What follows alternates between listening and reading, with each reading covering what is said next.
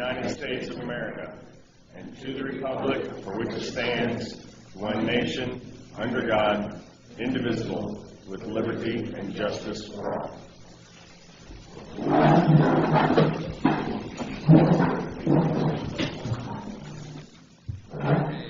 For announcements, the next regularly scheduled meeting will be Friday, June 26th at 9 a.m. right here at the Community Center, 3500 Edgewood Drive, Sebring. Please silence or turn off your cell phones. Let's go to the consent agenda. For the minutes and the golf financials, is there a motion? Motion to approve. Second. It's been moved and seconded. Any discussion? None from the board? Right. Yeah, there always is.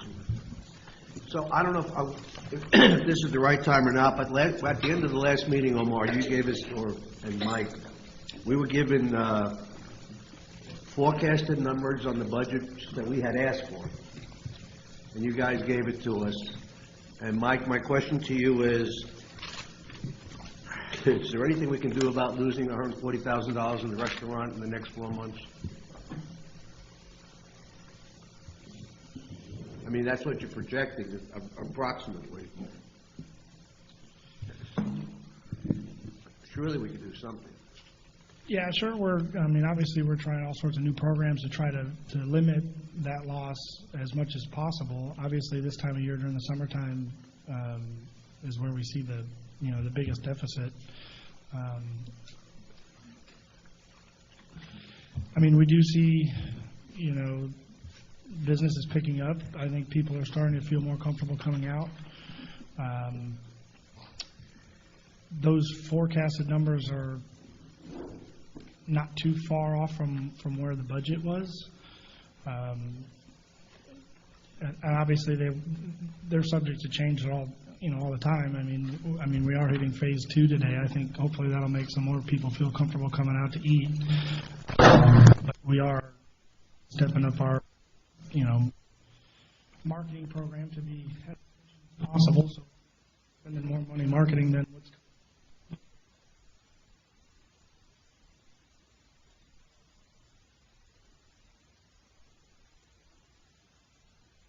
I'm looking to do with the Snack Shack to see if we can find another revenue platform. But we're definitely limited.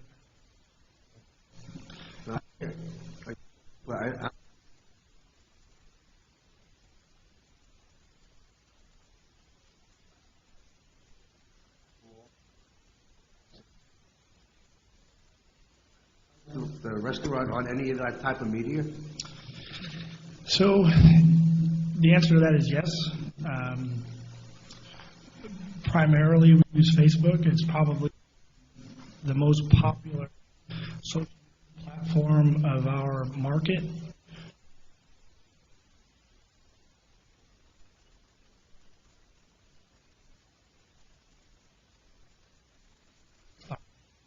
All the posting. Statistics the last few weeks, with our new program with the signature dishes has really created a great avenue for marketing. We have put some paid dollars behind that, so it's helped boost those. But the numbers on our social media account as far as likes and page follows have been increasing steadily over the last few weeks. So that new signature dish program has kind of created us a marketing platform as well. So that's been exciting, and it's fairly inexpensive as other print advertising and things like that. So it's a lot more efficient for us as well. So we're not spending more money than we are, bringing in. Does it cost to do Facebook to advertise? You can. So you can do paid advertisements. Oh, but you can do it for free too, right? You can do it for free as well. So there's organic and paid. As we do a little bit, and like I said, it's very, very efficient. Like we're $20 a week is kind of a spend that we're doing right now, and we're hitting 3,000 people. Well, why don't we do this?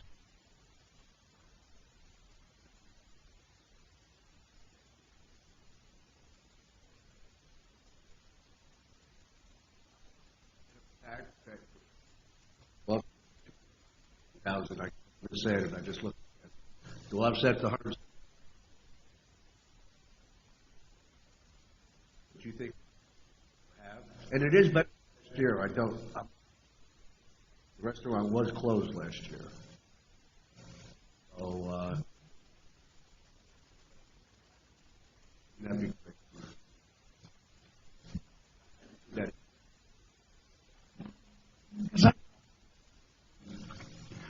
But the next meeting, we're supposed to have a presentation, aren't we, Mike, from Billy Casper itself? So you could probably throw that in there, but I mean, it's going to be isn't that June 26th a budget presentation, For the budget. just a for budget. the budget? I think that's what Tony said, so. We can, I mean, I guess I don't have an issue if we want to do that. Well, if you think it's too much, I mean, I can wait, but I just know that we have a pretty good-sized meeting, the 26th, with just the budget with you guys, so.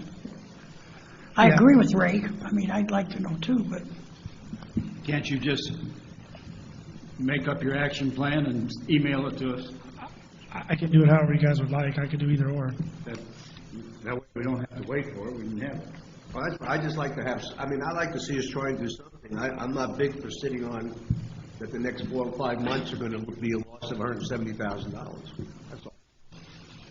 We asked you to do this report. Now that you put it in black and white, it's kind of scary. So I just need to know how everybody feels, or how you would, if you would like it emailed. Yeah, I personally think if you can just email it to us, I don't think this is something, the marketing plan doesn't have to come back to the board for discussion unless there's a major expense tied to it. But I would put together your marketing plan, review it with Tanya, and let us know what you're planning to do to try to mitigate it, but I don't think it needs to come back for a formal presentation at this point. Is that okay with you, Ray? Or do you want a formal presentation? Well, I could really say something that I'll probably regret, but I won't. Go ahead, say it. I just don't understand the board's mentality. The guy says we're going to lose $170,000 in the next 5 months, and you guys, it's okay. Absolutely Or not. give me a written, send something to us, and we don't have to discuss it. I think it's something that we should discuss. I think it's pretty serious. well, I agree, Ray, but I've talked to Mike, and I asked the same thing. I just didn't do it here at the meeting, but we're all concerned about it, but you seem to want to do it in front of we talked. I have the same concerns. Well, So, the only time we can make a decision is when we're all together. If we Wow. send it out individually, Well, what kind of a decision do we need to make? We make a decision based on the budget. The budget showed we were going to have a loss in the summertime. I came from a golf operation that, our primary golf operation and restaurant operation was good year-round, but we had a locals golf course that the grill lost money in the wintertime, which was our off-season. We kept the grill open because it's one of the amenities that we offer. well, you're the one that wanted to have the extended forecast, so if these That's numbers right. don't bother you, then that's fine. We Well, don't have to have a conversation on it. Well, it's not that they don't bother me, and I'm aware that we have a number of issues this year that are going to impact the budget negatively, particularly in things like the restaurant. So I'm not as concerned of the current budgeted loss being a little higher than we budgeted to lose, but I think it's a good idea to have a marketing plan to try to address that. But I think that's a role that staff can take. That's what we pay them to do, and I'd like to have them review it with us. But unless there's something we need to make a decision on, where we need to be making our decision is, are we okay with that loss going forward in the budget? Because we approved the budget last year with a loss. So that's why it doesn't concern me as much right now. I am concerned going forward that we can get to a budget that's going to get us to break even. I just don't know how quickly we're going to get there. And by saying just send us an email, doesn't by any means mean that I didn't want to discuss it. I've been adamant that the clubhouse has to do something to improve. And right now, I've not seen it. We've tried the signature dishes. It started out good, then it went down this week. I don't know why. I don't know why the whole thing is down compared to the week previously. Maybe because that's the first time we could basically go in there. But something is not working, and it hasn't been working for a long time.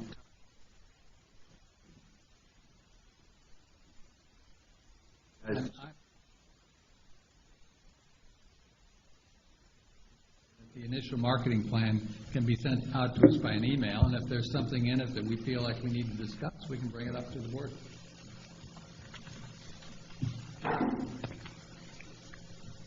But if you want a formal presentation at the next board meeting, just say so, and I don't see any reason why we can't schedule that. Whatever you guys want. Obviously, I'm the minority here, so I'll bow to the... I don't know why you think you're a minority. We're all... You guys Yeah. want to discuss it together. Well, no, just because it's out there doesn't mean I don't want to discuss it at the next meeting. Right. I want to see what his plan is now so that we can see if there's anything that we want to try to improve upon. Because what's working That's fine. is not there. Okay, so let's have you email.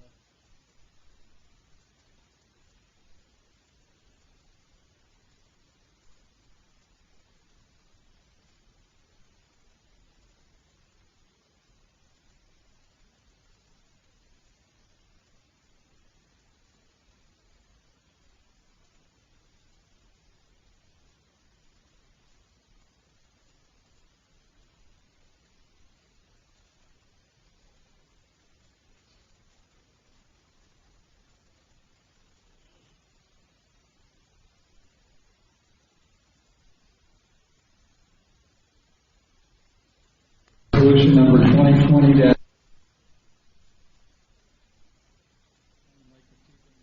District to approve a change.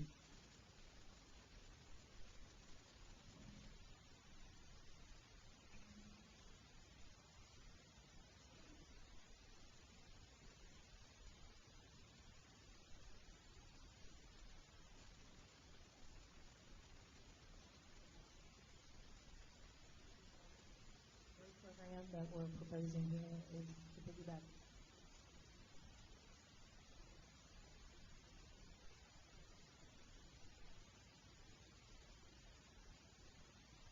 And basically, we will Unit 2, and we will also be paving and doing some road work on Calatrava. That is correct. The work in Unit 2 will pretty much finish off everything that we have for microsurfacing left in Unit 2, which is mostly the older north side. We'll also be repairing the intersection in front of Mid-Florida on Frontage Road. I don't know if any of y'all drive that way or have a bank near there or have any business there, but the radius is pretty bad and tore up. So we're going to be overlaying the entire intersection and fixing the radius. So to the point where it shouldn't happen, at least for a very long time, have any damage to the radius. And again, we're in discussions with DOT to get the permit. They said they're good with doing a safety upgrade permit for that, so we should be good there. Calatrava, we're going to be doing an overlay and a leveling course. So there's some dips on the road. I don't know if y'all have been back there. Anytime after it's rained, there's a few ruts on the edge of the side of the road. Leveling course will straighten that out, and we'll get a nice smooth road after it's all said and done. Anybody have any questions?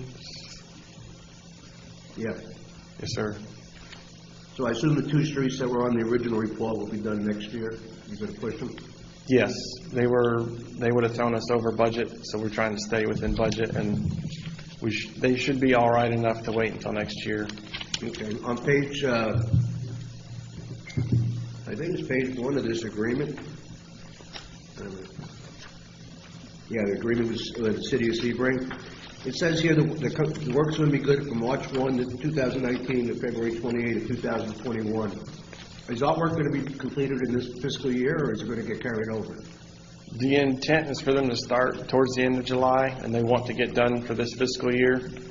Unless the biggest thing is weather, whether or not that's going to have them get thrown off any, but they do plan to start in July for the paving project. So the intent is to finish it this fiscal year? Yes, sir. Sir. Okay, on page 4, the correction of work, it said at one point, if within 5 years after date of final completion or within such other period of time, they were talking about the guarantee of the work. Originally it said 5 years, somebody crossed it out and put 1 year. I believe that's work that's done within the contract. It must have been when they were either, I guess when they reworked, actually filed the contract with the city of Sebring. Normally work is done for warranty work is within 1 year unless you specifically ask for additional. But that was just the agreement between the city of Sebring and. So this is a copy of the exact, so the city does not get 5 years, they get 1 year as well? Correct. Okay, thanks. And they have been, any issues we've had and we've called them for, they have been good about taking care of, even if we're slightly out of warranty. They like doing work for the district, so they're not going to do anything to purposely anger anyone out here. Okay, thank you.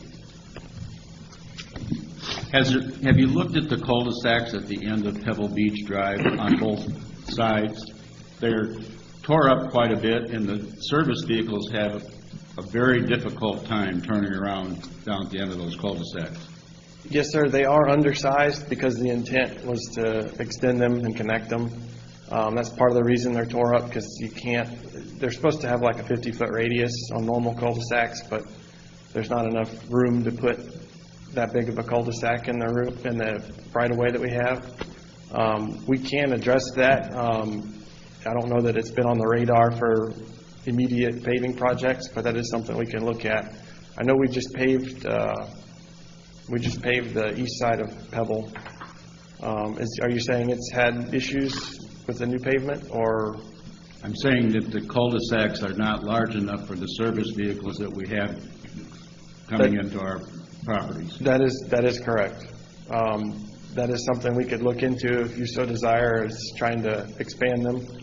I guess since we're not going to be doing any road extensions anytime soon or connections, we might look at that. We would just have to make sure it fit within our right-of-ways. Okay.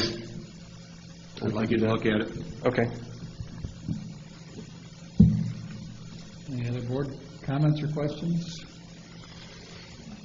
I'm curious as to how we evaluate. I've driven around the north area, and if those were the worst roads, we're actually doing a really good job. But I've driven around the back section, and there's roads back there that are really bad. So where do we draw the line as to which roads we want to address? I think there are roads that are in worse shape than the roads up in the Vizcaya area. There are roads that are in worse shape. The original intent to set out when we were starting the paving project was to hit the microsurface roads first. They do have slight priority unless there's like a huge issue with the road. I know Florida Avenue is one of the roads you're probably talking about that's got some, it looks like it has some structural issues, because if you look at it, you can tell it's settling in certain areas. Traffic also has a weight into it, how many people live on the road, or if it's a main thoroughfare. We do have those on the radar. They're just, since that particular road wasn't a main road, we weren't heavily going after it. It didn't have microsurface, so we're not ignoring them. We just had some guidance on going after the microsurface roads first, so we were trying to stick with that as much as we could. But we are looking into the other problem areas too. Just a lot of them coincide, or not every one of them, but a lot of them coincide with microsurface, since that was like a Band-Aid that was put on 10 or 12 years ago that is now starting to come off. Okay. I'm okay with it for this year, but I think we need to look at how we evaluate, because some of those other roads are in areas that would be good to develop, but people look at them and they say, well, I don't want to buy back there, because they don't pay any attention to it.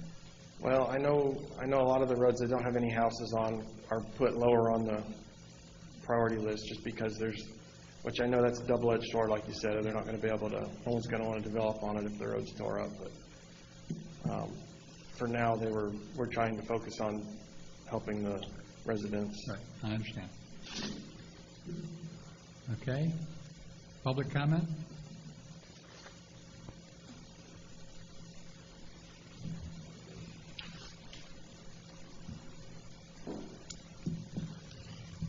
Bill Norcross, resident. I'm sorry, I can't hear exactly what he said, but he mentioned something about Pebble Beach. The cul-de-sac on my street is too small. Well, I agree. That's why we extended that and try to put some stone up there.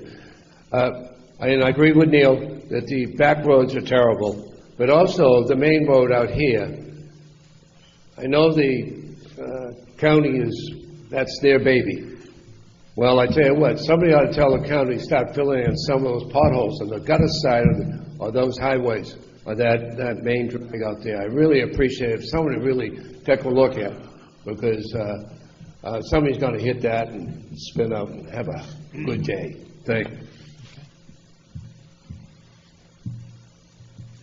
Any other public comment? Any follow-up from the board? Chrissy? Supervisor Brooks? Yes. Supervisor Branson? Yes. Supervisor Herrick? Yes. Supervisor Gilpin? Yes. President Hotelli? Yes.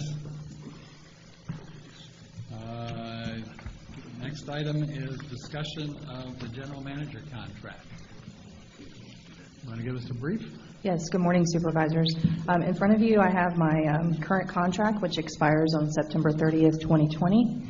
I have been with the district 9.5 years, and I am requesting another 3-year contract with no other changes for consideration today. Today is just a discussion item, so I wanted you to see what my current contract states. And if you have any other questions, I'll be glad to answer those. Okay. Any questions or comments from the board? I can go first. Okay.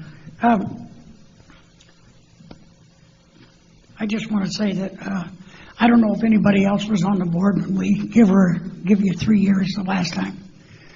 And I kind of struggled with it because I was told by you and David that it didn't make any difference. 1 year is the same as 3. No payouts are any different. Am I correct?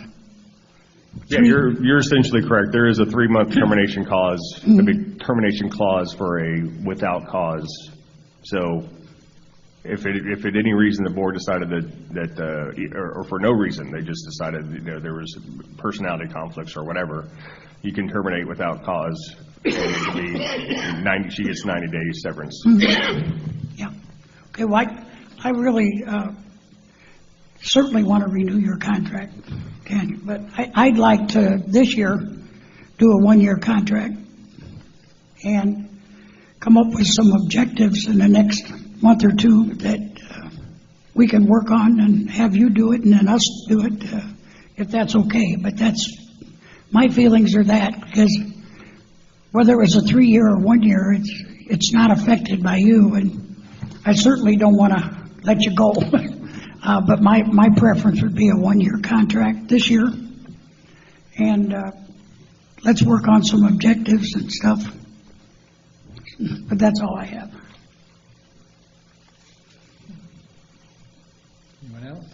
What do you believe your major accomplishments were for this past year? The one accomplishment that stands in my mind is our audited financial statements in Fifth Third Bank. That has been an ongoing issue, I feel, in the 9 years that I've been here. Having that debt removed is a big milestone for the district. I think that opens up the possibility that if we ever needed to borrow money for any long-term capital planning or long-term projects, I think that is a definite plus for us. Going back to the market in 2008, everybody knows what happened. We did the improvements in Unit 16, and a loan was issued with the requirement that the district would refinance as a bond issue. But when 2008 occurred, the economy collapsed and we're no longer able to do that. So I think, in my mind, that would be, for this year, that would be a major accomplishment for our district. What was your largest miss? Largest miss? What didn't you accomplish that you expected to accomplish?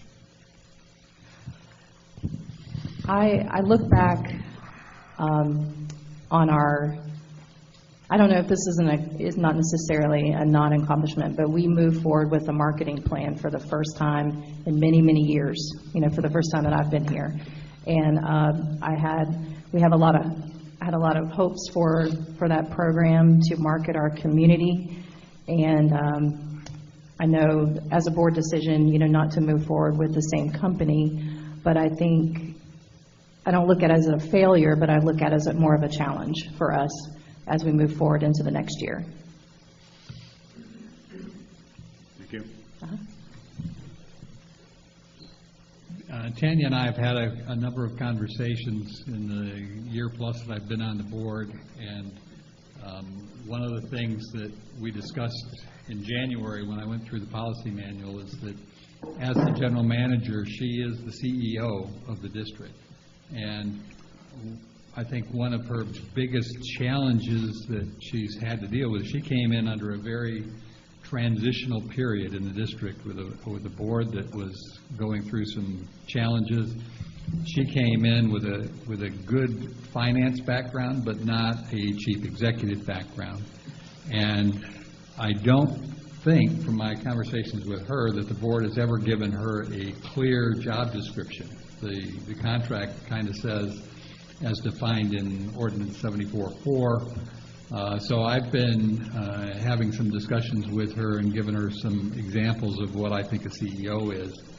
And I would support Mike's suggestion that we go forward with a one-year renewal of the existing agreement, and let me work with Tanya on a better job description and a clarity of what we see and what we see needs to be done, and bring it back to the board for review and tweaking so that there is a clear understanding of what the board expects from their general manager, so she's got a better opportunity to perform. I think some of the other weaknesses I would point to in what's going on is that we haven't been aggressive in development. We haven't been aggressive in dealing with what are we going to do with Unit 12. We kind of missed the boat on where we were going with the restaurant and how that was going to progress. And I fully agree with Supervisor Brooks that we need a good marketing plan for the restaurant, and that's something that the general manager and the club manager should be bringing to us without our having to act. So she makes a good salary. I think we can expect a lot from her, but I think we need to give her clear direction. And I think if we can put together a clearer job description and a definition of goals for the coming year that are measurable, I think that gives her a better chance to succeed for us. And just so you're all aware, the contract does renew automatically for 1 year, and unless it's canceled. So if the board only wants to renew for 1 year, no action is necessary because it'll renew automatically. I just want to agree with Neil that we need to give Tanya some better direction. It's not just, and I think if we have some objectives and discuss it, I'd be perfectly agreeable to that. I don't think the term is as important as the objectives. Correct. We need that to be part of this process, whether we do it by addendum or revision, or, I don't know what the proper way to do it is, but we have to come up with measurable objectives, and we have to hold our feet to the fire to accomplish those. Yeah, I think we can accomplish that with a simple 1-year renewal that's automatic, so we don't really have to do anything, as David Schumacher said, other than work with her on creating those clear objectives so she knows what we want her. I'm good. Okay? Great? Yes. Okay. Any public comment? Okay. I would like, if I could add, though, I Sure. would like, I know we went away from this, but in the future, since we have to do an evaluation of both the lawyer and the district manager, I'd like to go back to the practice of having them posted. I'm sorry, I'm not familiar with the practice of posting. I'm new Put them on to the put them on the website so everybody can see them. the Make it a evaluation. public record, huh? So the evaluation is posted? Yeah. Yeah. Yeah. We It's all- used to do it. It's all public record. We used to do it, then we stopped doing it. So I'm asking to go back to doing it again. That's fine. And I don't know, since we're talking about her contract this time of the year, should we change when we do the evaluations for you guys? Shouldn't they really should coincide, correct? They should. Yeah, I mean, that we do the evaluation for you at the same time we're talking about a contract extension. Yes, for you too. I don't care when it's done. Oh, okay. I mean, this year we'll play catch-up since you guys are going to work on a job description per se and then the objectives for the next year. But if we could do the evaluations in the Same meantime, Okay. I think that would be helpful. I think the entire evaluation process needs to be looked at. It's not too inappropriate for Tanya's position and for David's, but everything else is, in my mind, totally inadequate. If you look at them, they all say the same thing. We don't really have an evaluation process below Tanya and David's positions, in my mind, that means anything. Well, anybody below Tanya would evaluate. That's not our job to evaluate them. We would evaluate Tanya. I'm not saying it's our job, I'm saying that the tool we use is, and we might as well use a blank sheet of paper, it means nothing. Okay. Maybe that will be one of her objectives for this year. And Tanya and I have talked about that, so this is Yeah. not a surprise. We have. Joe, I wouldn't mind if you wanted to help Tanya do that, or express your views with it anyway to her.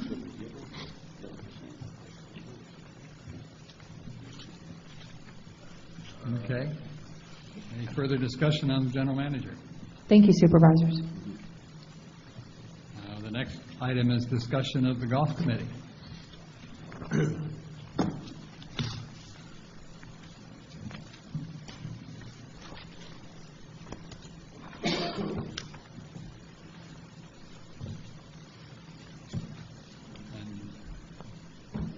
Just kind of to recap, this came up because in reviewing our policies, we're required as a board to review every committee every year, and in the year and a half I've been on the board, we haven't reviewed the golf committee, so it's up for review.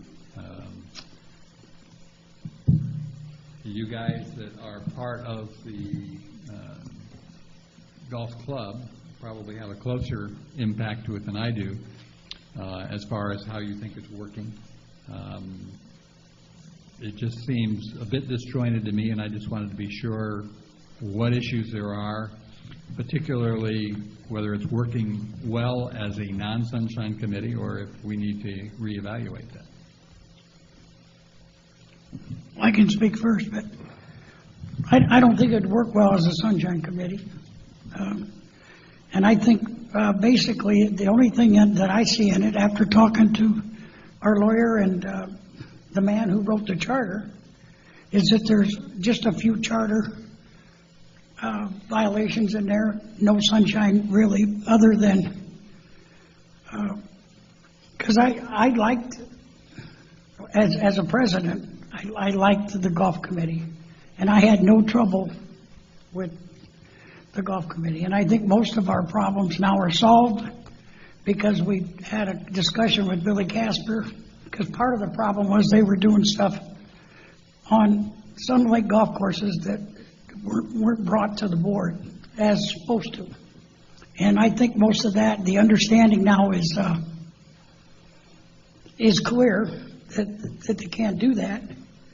But I think in the first paragraph sums it all, and David maybe could talk a little more about it, because it was written by Dan Stiegel and then sent to the lawyers just to see, because they were concerned that it would become a sunshine committee, and nobody wants that. I don't want it. I don't think anybody on the committee would want that. So maybe David could address some of that for us, but I certainly don't have any problems with the golf committee, other than just staying with the charter, and that's all I have.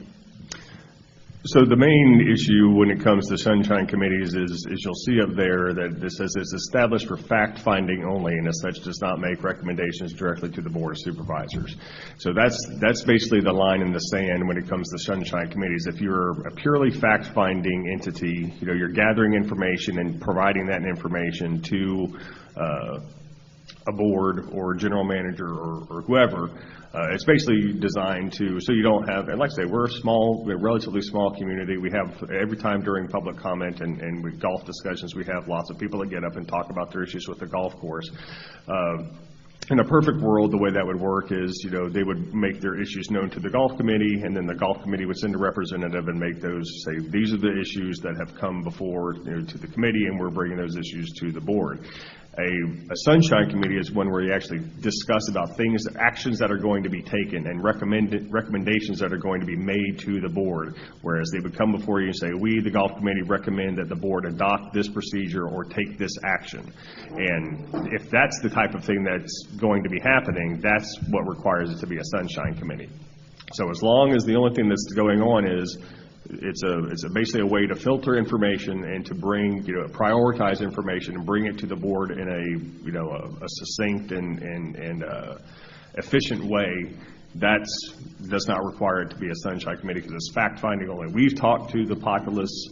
These are the issues that they've brought before us, and these are the things that we think need to be addressed. Just that simple. And when I was president, the way they chose to do it, the president and the general manager, is that the general manager would speak to me about it.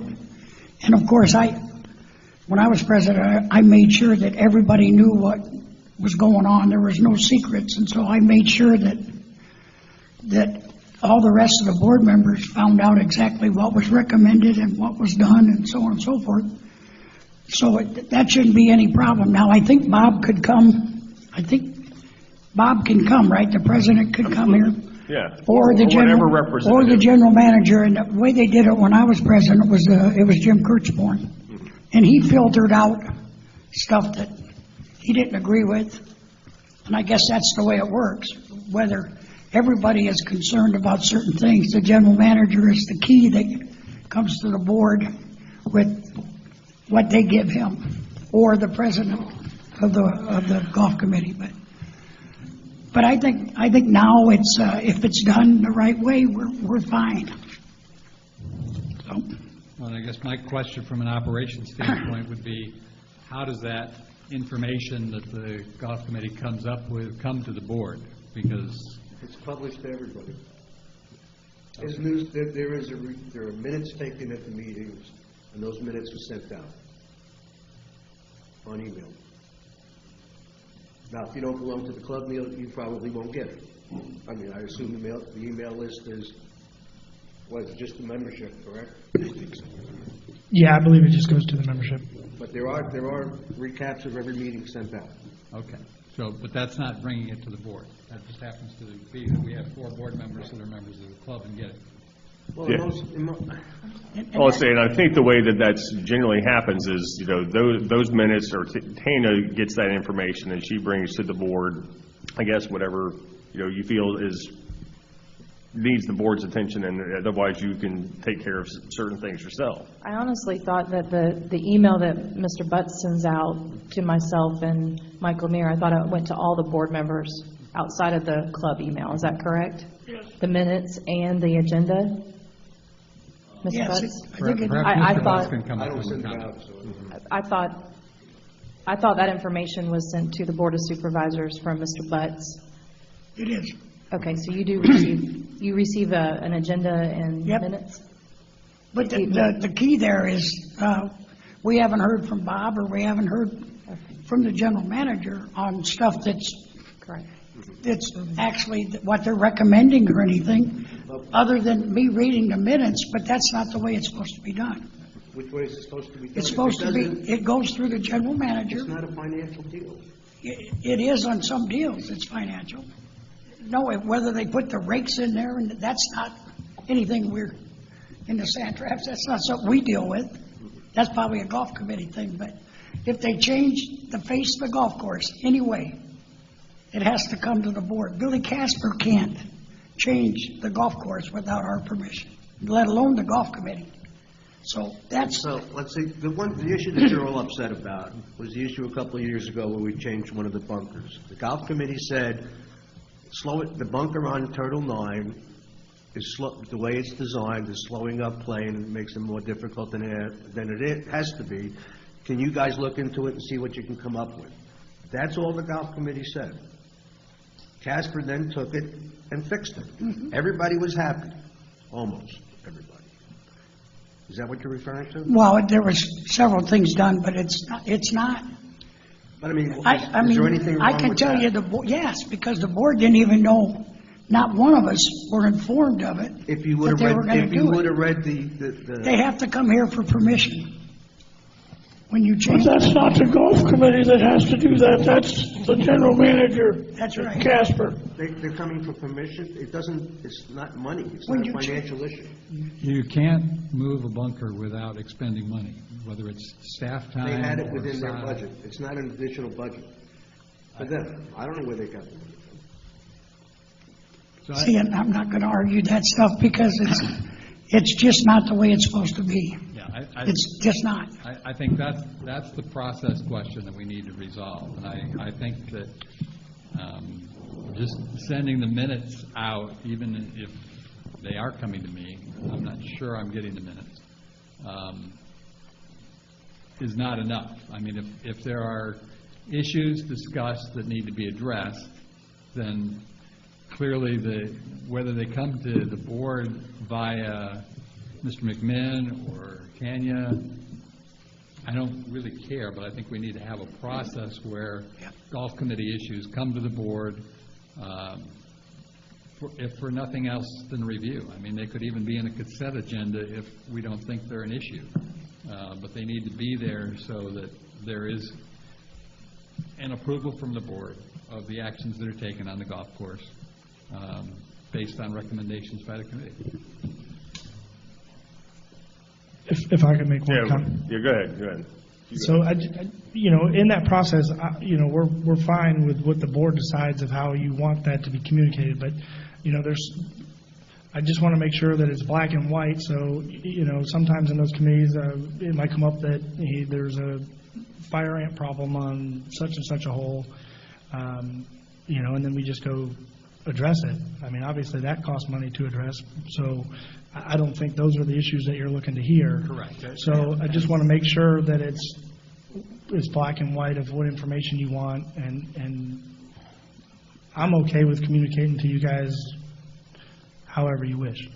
Yeah, I would say, as Supervisor Supervisor Gilpin said, the concept is if it's going to change the face or be a major operational change, then I think it needs to be advised to the board specifically.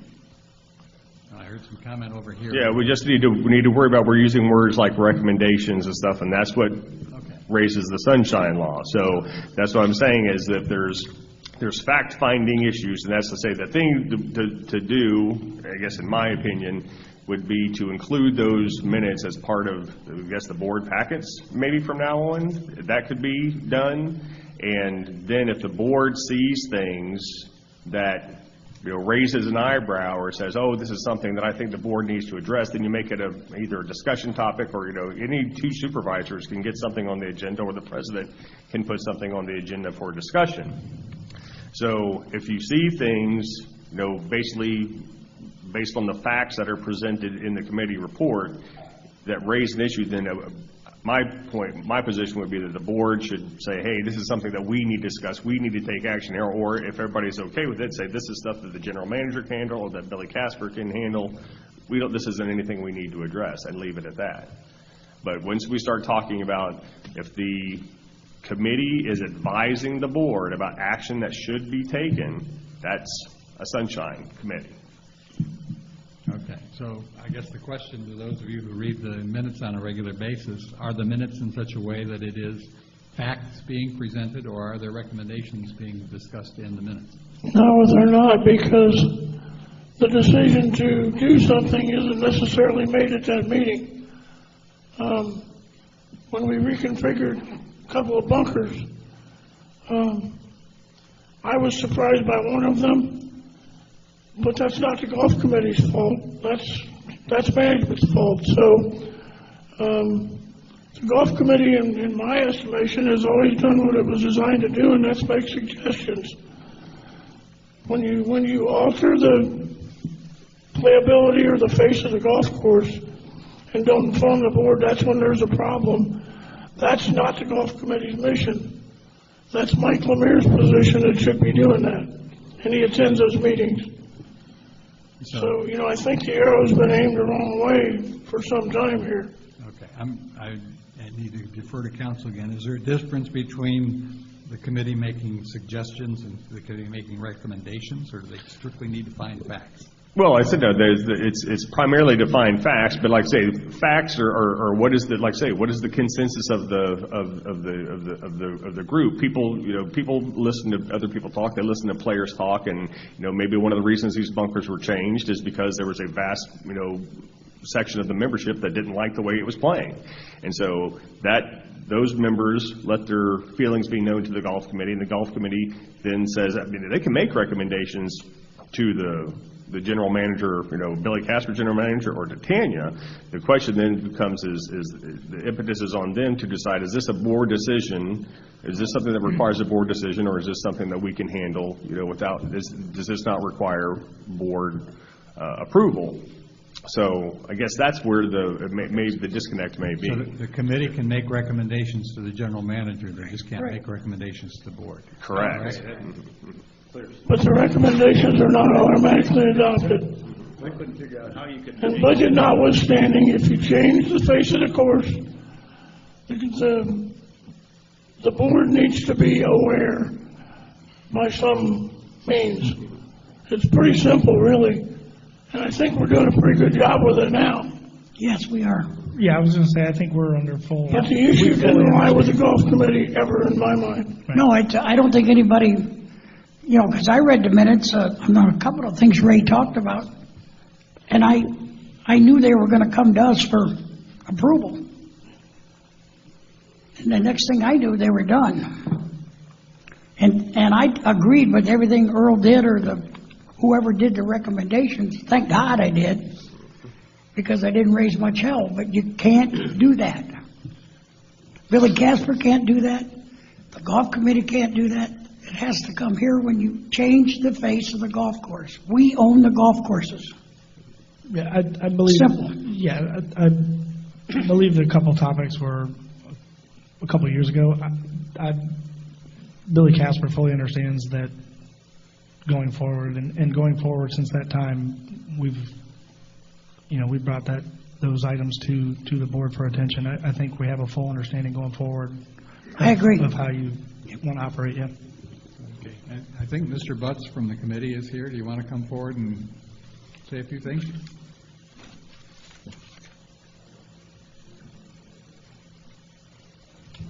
Robert Butts, resident, golf committee chairman.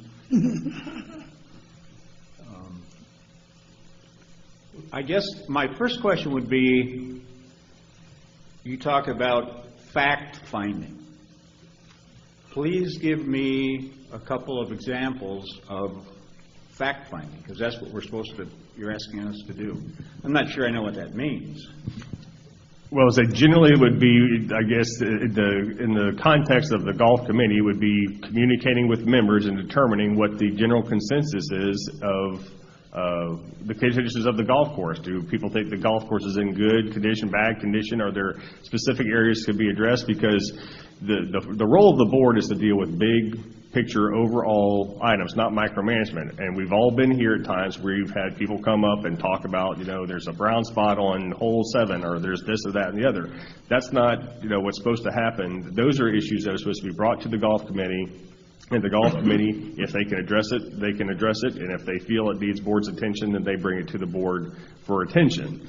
But not saying that you don't come to the board and say, we're recommending that this be done. You come to the board and you say, this is a issue that has been raised by multiple members, and we want to bring it to the board's attention that this issue is out there, rather than have we don't want 15 different golf members showing up and complaining about a brown spot on hole 7.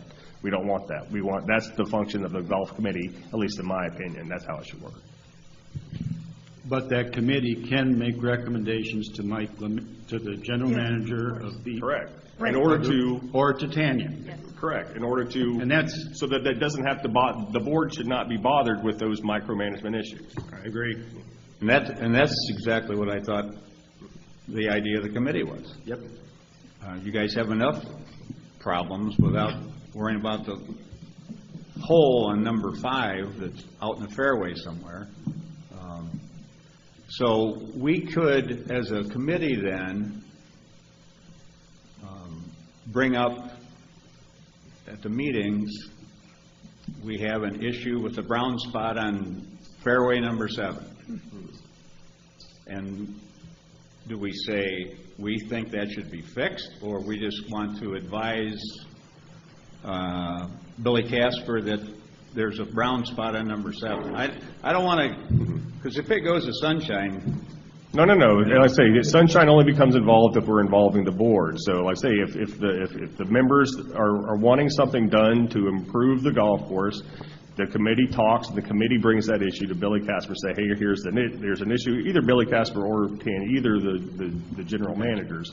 And then if they can give direction based on their CEO powers, saying, yeah, go ahead and take care of it, or if they think that it's a significant enough issue, if it's going to change the face of the golf course, that's something that the board has to address, and they will put it on the agenda to be addressed by the board, or bring it up to the president to be put on the agenda. But most appropriately, that still needs to come from Casper Management.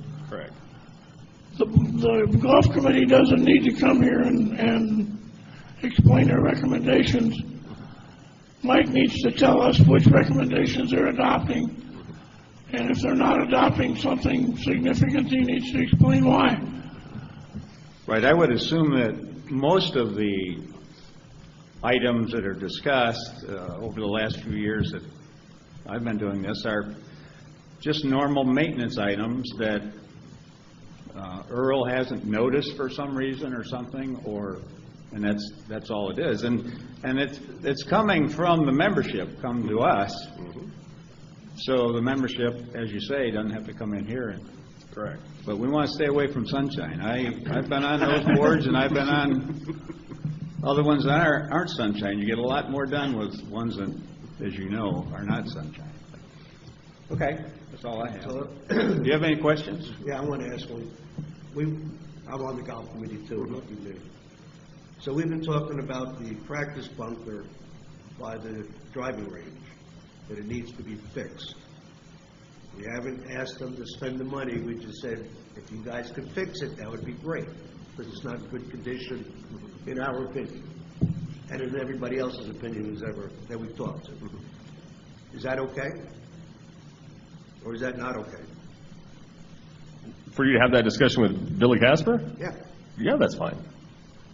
But they can't do anything until they come here, right? Well, I think you have to be careful. If you're doing something to maintain the bunker, that's one thing. If you're moving it or relocating it, that's a change to the face. I don't know exactly. So if it's routine maintenance, it should be Casper's decision based on their budgetary capability. Okay, so you're telling me I'm okay? We're okay as a golf committee or not? The golf We committee... didn't tell them to move it, we just said fix it. Right. The golf committee can suggest or point out that there's errors or issues with the bunker that need to be repaired.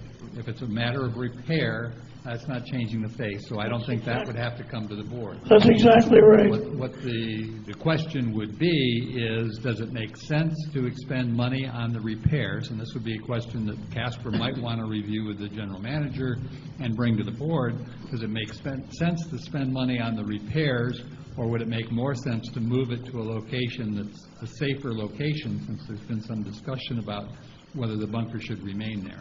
And that would be a discussion that would then come to the board to decide whether it makes sense to just go ahead and repair it now, or should we look at moving it? And like I say, every agenda has an item for committee discussions or committee reports, and if the golf committee feels that its issues are not being adequately addressed by, going to the general manager or to Billy Casper, then that's their time to come to the board and say, hey, we've had these discussions and we're still having this issue, and we want to make the board aware of it. But I say, I don't think that that's the situation that we're in. Okay. Any other questions for me? No, thank you. Okay, thank you. From my perspective, this discussion has been helpful, and I think has clarified a few things for me. I don't know how the rest of the board feels about it, but I think the review was worthwhile, and everybody's, I think, on the same page now, and we'll see what happens, and we'll review it again next year. Any further discussion on this? Okay, moving down the agenda. Add-on items. None? Petitions and communications. None? Staff reports.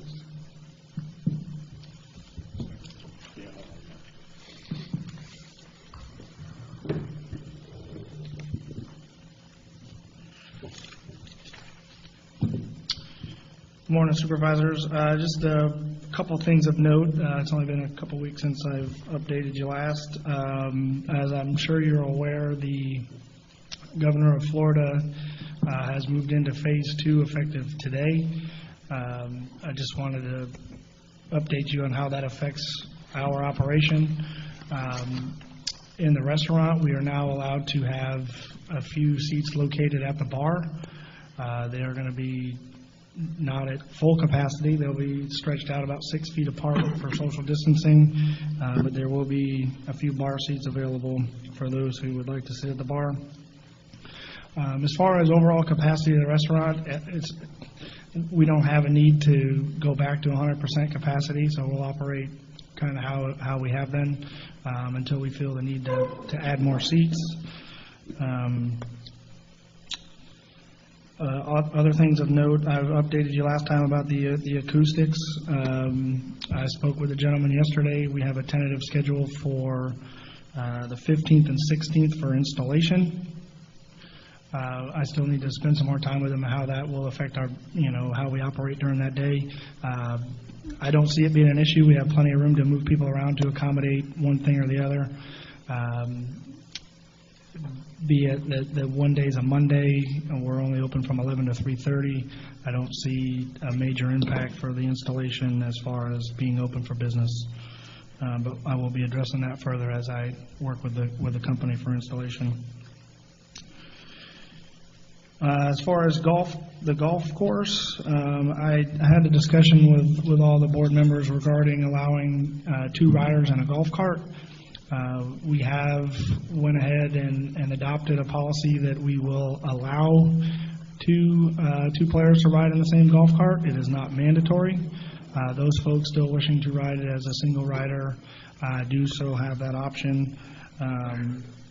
However, as we slowly work our way back to 2 riders in a golf cart, it does help a couple things.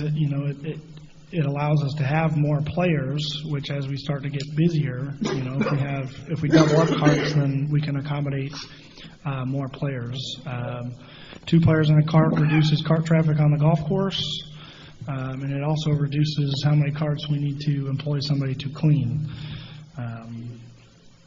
So that is good news. We're kind of working back towards normal on that, and so I'm sure you'll be seeing some double riders out there. Couple updates for the golf courses. Deer Run reopened today. You'll see that the dead tree on number 1 and number 16 have been removed. The stumps still remain, and they will be ground out in about a week. Total Run's going to be closed starting next week, and there's going to be a couple of trees that will need to be removed at that time. So the stump grinding we'll do all at one time instead of having them come twice. As I said, Turtle Run closes on Monday. You'll see a lot of aerification as far as greens, fairways, and high traffic areas. We'll also do a wall-to-wall fertilizer, which will be at a rate of 1 pound of nitrogen. So you'll see that course start to green up, and we'll see the rough and the fairways start to reestablish. And you also see the transition out of the winter ryegrass. The winter ryegrass should be fairly transitioned out by the time we reopen. Just to bring to the board's attention, there's a washout on the right side of 16 green that will be addressed. I'm sure you all are aware of that area, so that'll be addressed during this closure as well. Does the board have any questions on any of that? Mike, I just got, I think, one question or maybe two, but when are you guys going to consider taking the sponges out of the? Yeah, so that has been a discussion. I actually spoke to the president of the WGA. She brought it to me, is where the discussion started. She asked the same question. I asked her to get a feel from her contingent of how they feel about the situation. I do know we are awaiting a different product. Here you go.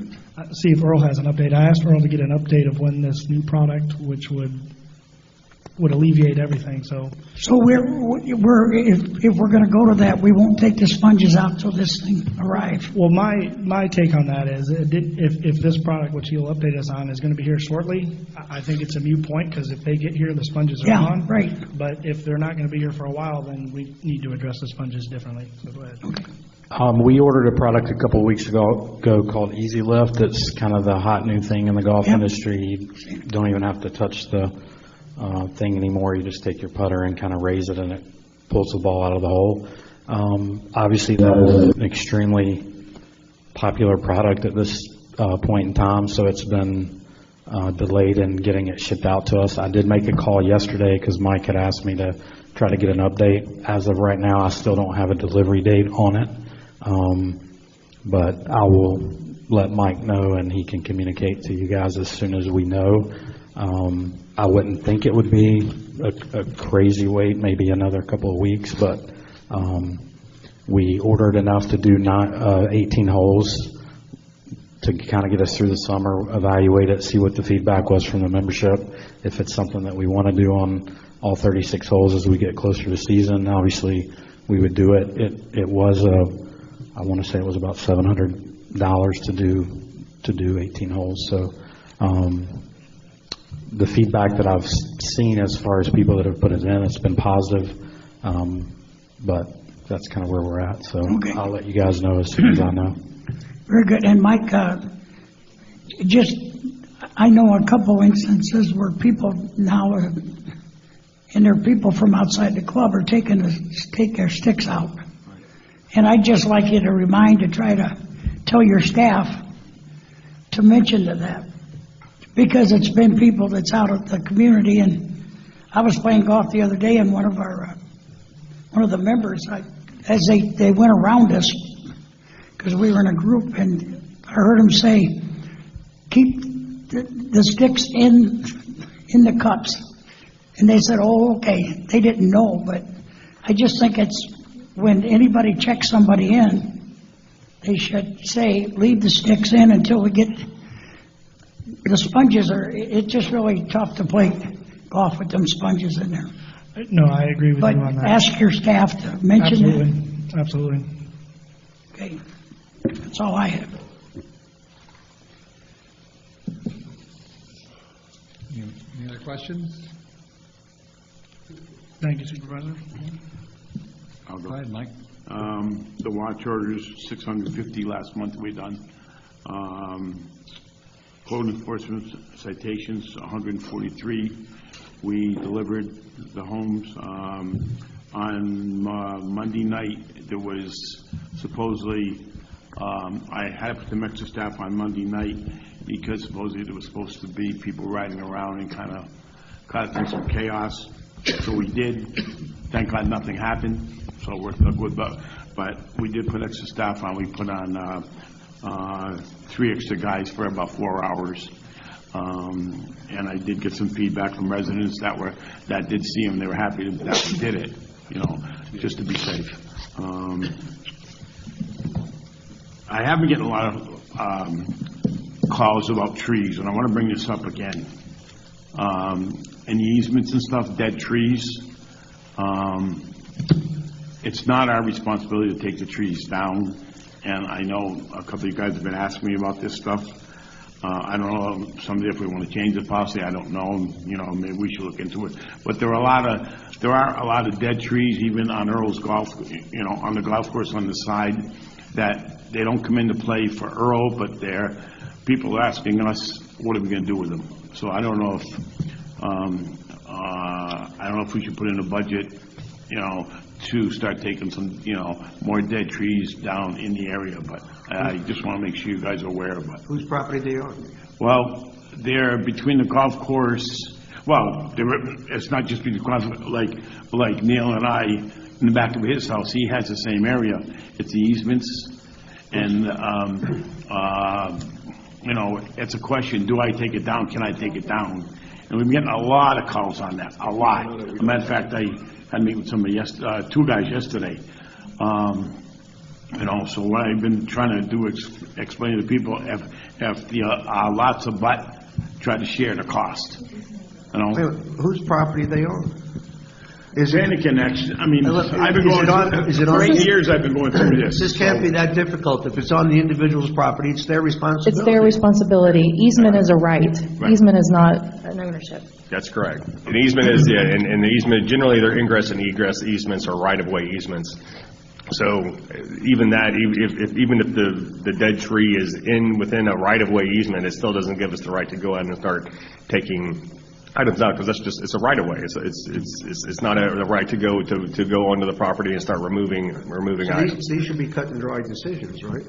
If the district doesn't own the property, we should not be doing anything with anything there. Right.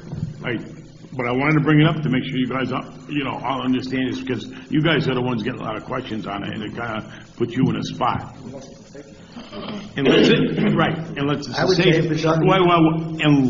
Unless it's a safety issue, and then we got to, if one neighbor doesn't want to take it and the other one feels it's safety, I don't know.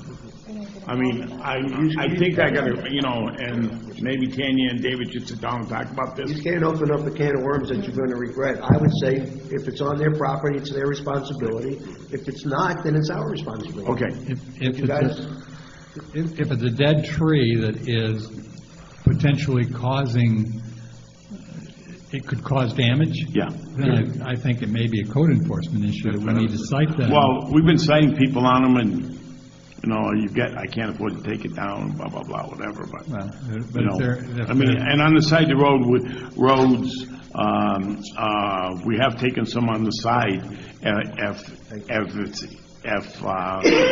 in our area, in the past, so. Yeah.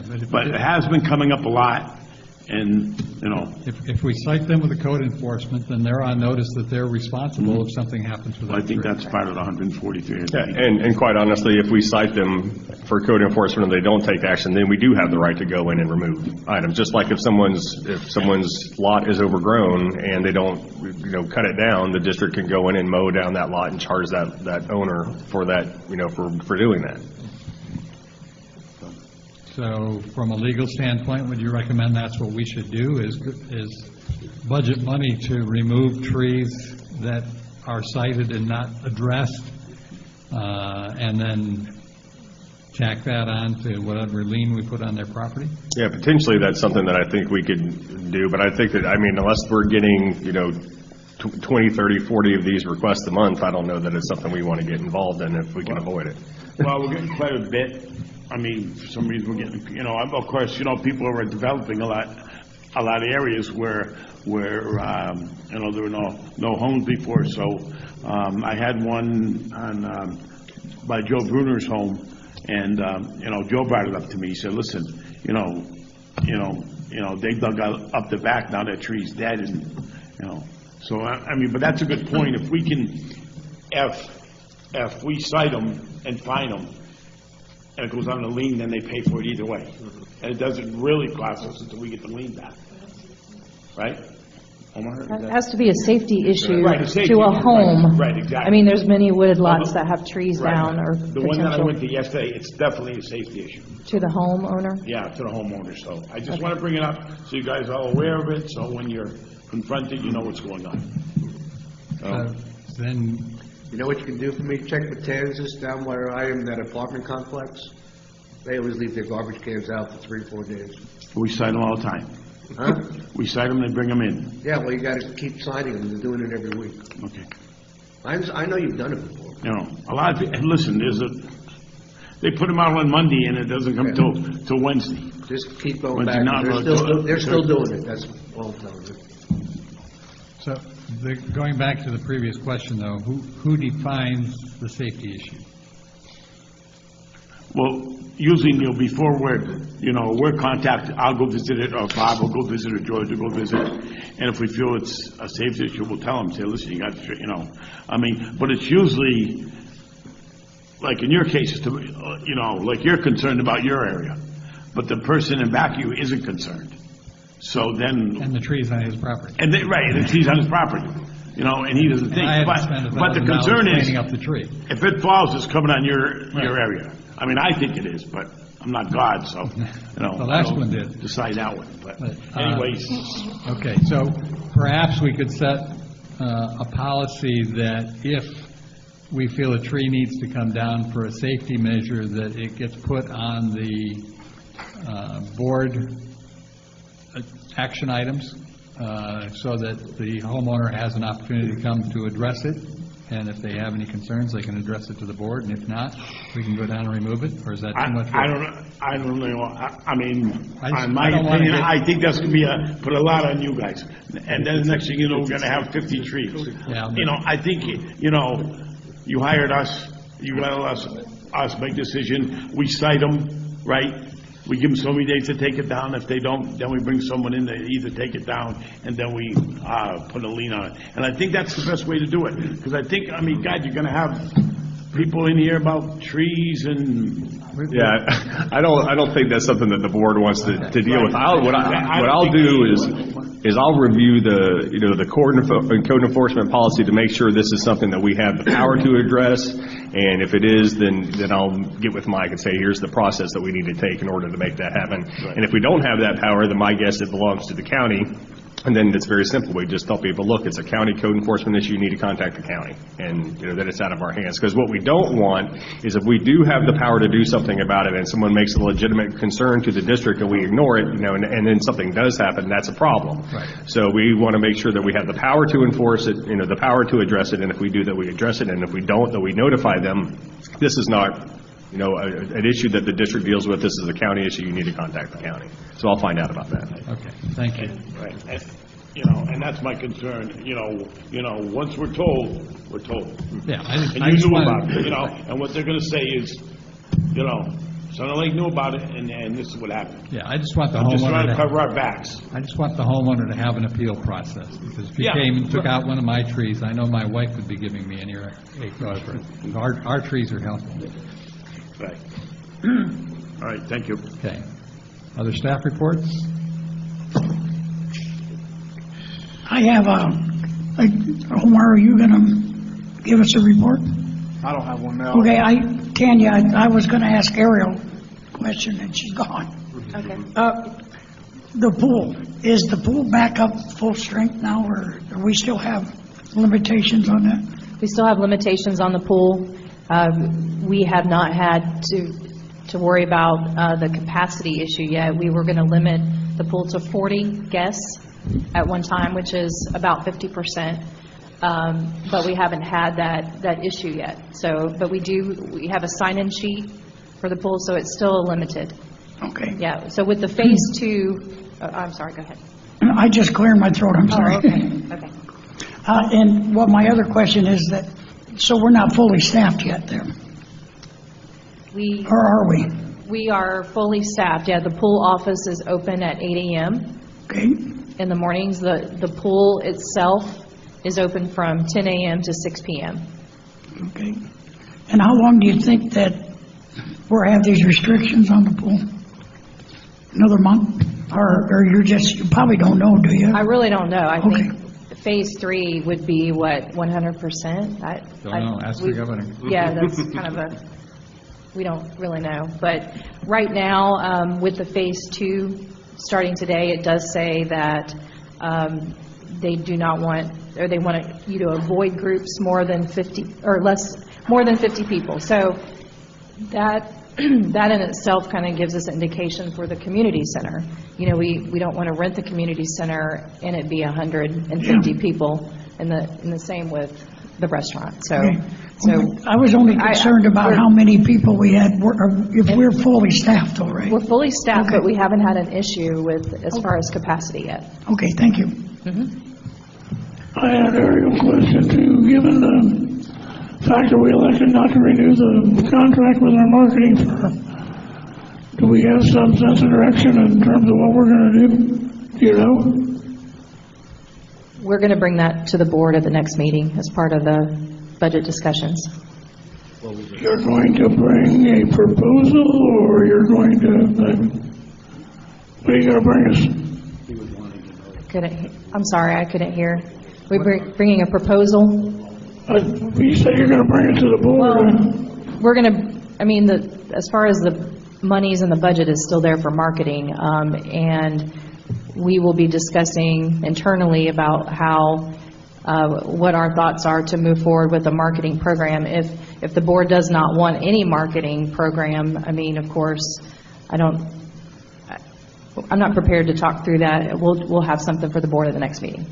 Okay, that's fine. Thank you. Yes, sir.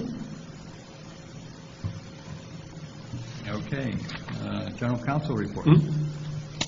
Not a whole lot for me. The courthouse was supposed to officially reopen on June 1st, but if you're not aware, there was some sort of water main broke in the courthouse and flooded 2 of the floors, so they are going to be closed for the next 2 to 7 weeks to repair that issue.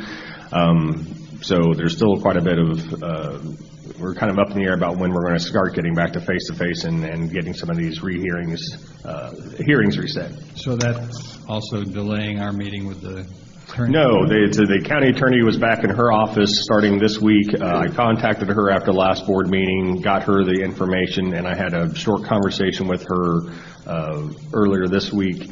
We're looking to have a face-to-face meeting with you and I and her before the next board meeting, probably the 3rd week of June, before the 19th, I think it is what we're shooting for.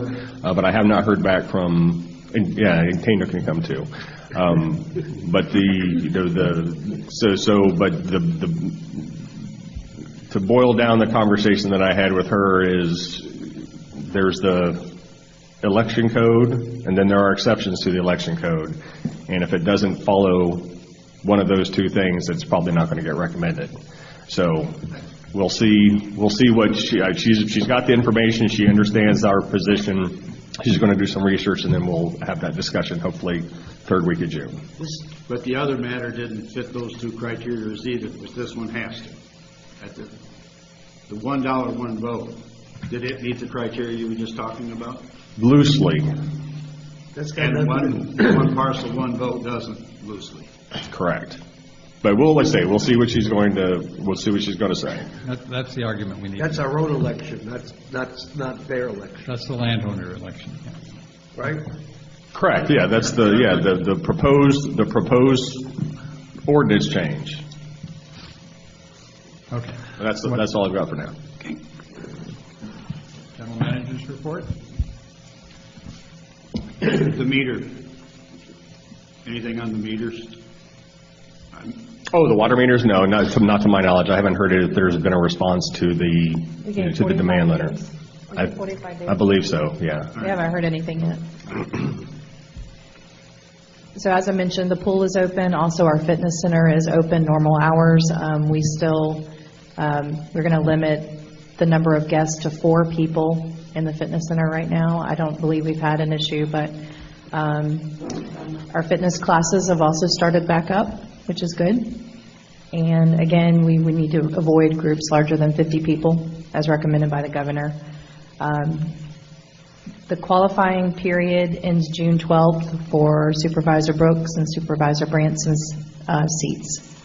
So if there's any interest in qualifying for those seats, please see the Supervisor of Elections office at Howland County.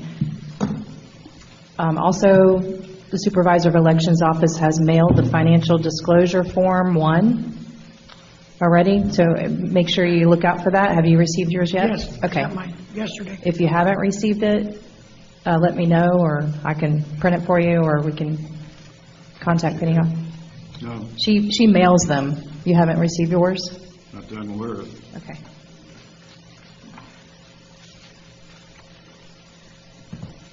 Also, a few updates on our construction here in the district. We have 26 new construction permits since January, and 10 open from last year. So that's 36 new construction permits open right now, 3 of those of which are commercial.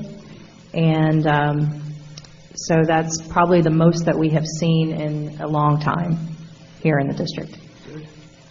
Also, I wanted to try to get an update from the county on land sales and lot sales that they have sold since they've started listing those lots on the website.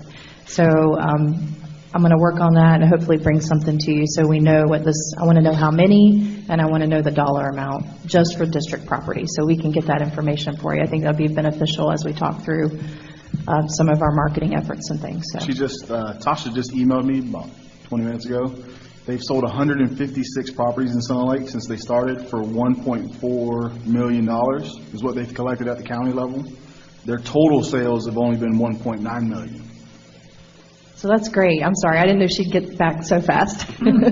So that's good. That is much more than what I would have thought. So 1.4 million in sales here in the district. So, and that puts those properties back on the tax roll for the county and for the district. How many more does she have that are available to be bid on? In Sun Lake? I would say somewhere around 1,600 total. That have cleared through the process That have cleared and through are available for bid. in the county name, correct. They don't list anything west of Cortez unless there's a specific owner or specific person that wants to be listed, right? Anything west. So that 1,600 includes all the lots west of Cortez. Correct. So they're focusing more of the lots on east of Cortez, because that's where the development, it is Unit 16, Turtle Run, which is Unit 15, and Unit 25.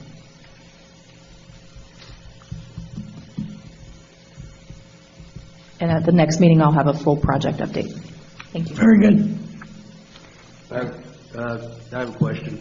This came out of a meeting I was in earlier this week. Can we get an update on the, I'm not sure who to address this to, on the emergency policies in case we have a situation on a golf course? I know we did this about 2-3 years ago. Mm-hmm. Well, can somebody find out if I guess the medical people still have the drawings? We've a couple of years ago, we did give them all the maps, and Right. and there was a plan in place. I don't think it's ever been changed. Well, I guess what I'm asking for is, can we make sure that, excuse me, that they're still in place and Okay. people have them and are aware of them? Just like a follow-up. Okay. Is that you? I didn't know it was. Well, we all worked on it a couple of years ago. We gave them maps and all that. So it's basically, it would go to Mike first, because Mike would be the first person would call, so he can take that over. I mean, I don't know what Yeah, per our discussion the other day, I'm going to reach out to them. I have not done so yet. No, I know, you guys told me to do it. Okay, that's fine. As long as we get it done, that's all I care about. The other thing, and that came up, this is probably Board to board, I'm sorry, let's, okay. Okay, thank you. Unfinished business? None, New business? none, Committee reports? none. Public comments? Anybody from the public?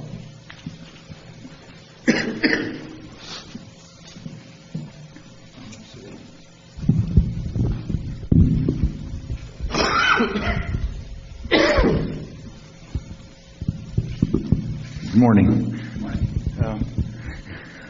I'm glad that someone mentioned the fact about the fallen trees or what have you. And I had prepared something that I'd like to present to the board. As we're approaching the hurricane season, and I guess what I need to know is what actually do we have as a homeowner to protect ourselves.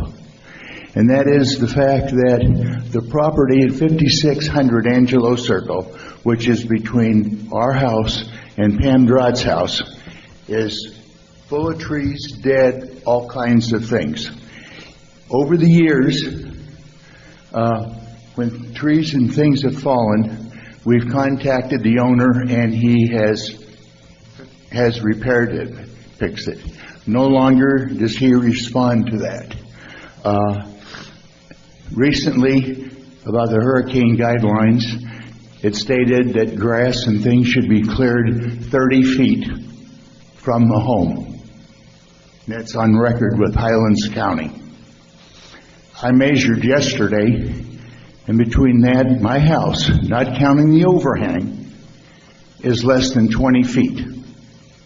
Now, I'm not asking, and don't get me wrong, I'm not asking Mike to go out there and cut the grass or anything. I used to do that when I was capable of doing it. No longer can I do that. And we've had to repair that. I mean, I watched my orange tree get completely uprooted and pulled out by the hurricane. And, you know, I guess we need it in writing. Can we force these people to do something? Or is it just going to go, that's the end of it? I mean, you know, I don't know who, you know, I'm not threatening any lawsuits or anything like that, but I think somehow we need to have that fixed. The second thing is the fact that, well, interesting enough, many years ago I made a proposal to the board that all properties adjacent to, next to an existing home be cleared, and that was by our resident felon, was voted down. The second item that I have is the fact that the lot at 5527 Angelo Circle, that property was purchased in the year 2000, and the owner of that original property cleared that, and the residents of Angelo Circle would have an annual picnic there. As a matter of fact, the picnic table is there, the cherry ring, if you can't see it from there anymore. Then, after 2006, they sold the property and various owners took that over. Now, it's an eyesore. We can't do anything about it because someone said the lot has not been cleared. And you look at it now, and I believe, as a matter of fact, a couple of weeks ago, if I'm correct, trees fell onto the road in that area. The other problem there exists that the amount of dry grass is a fire hazard. And not a hurricane, but lightning strike with dead trees and grass that's maybe 2 to 3 feet high, dead grass, that is a fire hazard. And they're next to homes right there. Where do we go to have these situations corrected? I mean, can the district tell the homeowner he has to clean it up? or we just sit there and talk about it at a meeting. I guess, it hasn't been too long ago, over on the other side of Schumacher, there were fires because of the dead grass and dead trees. I believe that was, I don't know if it was last year, but it was the year before. And it came awfully close to houses, and people had to evacuate. Well, that's the same thing that could happen in our neighborhood. So what I'm asking for is, what can we do? I'm not here to throw stones at That's 5 minutes. or do anything, but Okay, what kind of direction can we have? Yeah, what I'd recommend is that you give that letter to Chrissy, and staff will address it. We've got the attorney looking into what we can do from a citation level with trees. A yard that needs to be addressed can be cited, and then it's just... Which it has been cited, just so you know, that's been cited quite a bit. It's been, and like Larry said, now there's a new owner, and I don't know who it is, and in reference to his lot next door. Okay, it's never been cleared next to his house that abuts him, and of course it grows in. Now, if you give me the directions to start cleaning between houses, what Larry's asking for, which there have been residents that have asked, and most of them have paid for their own, but we do take the skid steer through there to open it up. But, the cost, will be... I'm sorry, we're not recommending that, Mike. No, We're not going and on private And property. I'm not either. I'm just trying to explain to I these know. guys. That's fine. But- The cost, it would be sky high. What I'm saying is, we need staff to recommend whatever action is appropriate in this case, and let the resident. Yeah, I didn't know what the 30 feet, that's the first time I ever heard that, but... It was directed by the county. Okay, yeah, the cost would be enormous. I understand. I'm just saying. And as the grass goes, the grass, you talk about the grass, well, he's right, though, we have it in a lot of places, like next to Joe's house. Joe used to have the same problem. I think you have the same problem. We have it in so many areas. Unless you want to give us more equipment and more staff, we cannot address that. And I don't want to discuss it any further today. And I know it would be tough to get any of it, so, Okay. okay? Yep. Well, I'm not asking for everybody to come out, and I realize the cost. I understand your problems, I'll work with you as much as I can, but... I guess I don't understand is why something was cleared and maintained over the years, and when it got out of sight, our code enforcement went and handled it. And the gentleman who was code enforcement, as a matter of fact, passed away last week. He was the only guy that's been on code enforcement. It was when there was a code, something wrong, got out of his car, went and knocked on the door and said, "There's a problem, fix it," rather than sitting behind a desk and sending a letter. We're going to get some direction. It's one of the things already on the answer. Thank you. Any other public comment?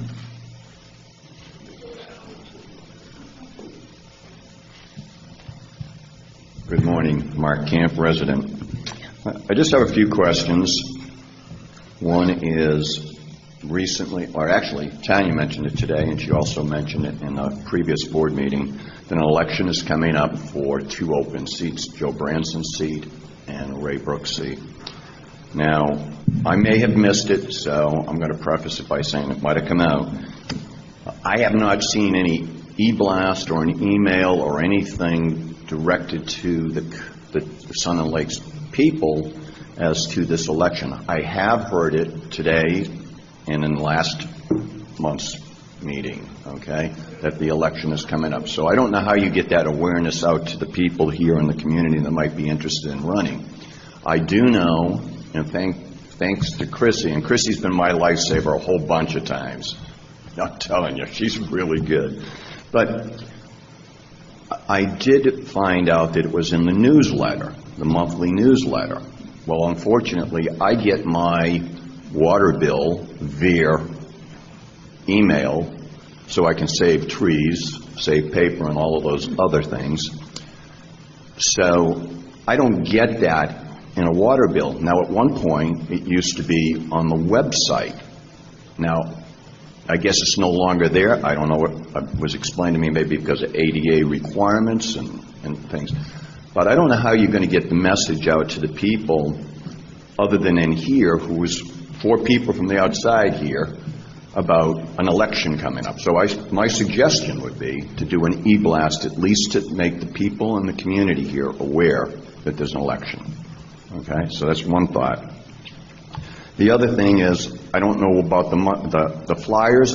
I don't understand why we can't do an e-blast with those monthly flyers as well to keep the people aware of what's going on in the community. Once again, unless something's going on with my system, I don't see those things, and I used to see them at one time.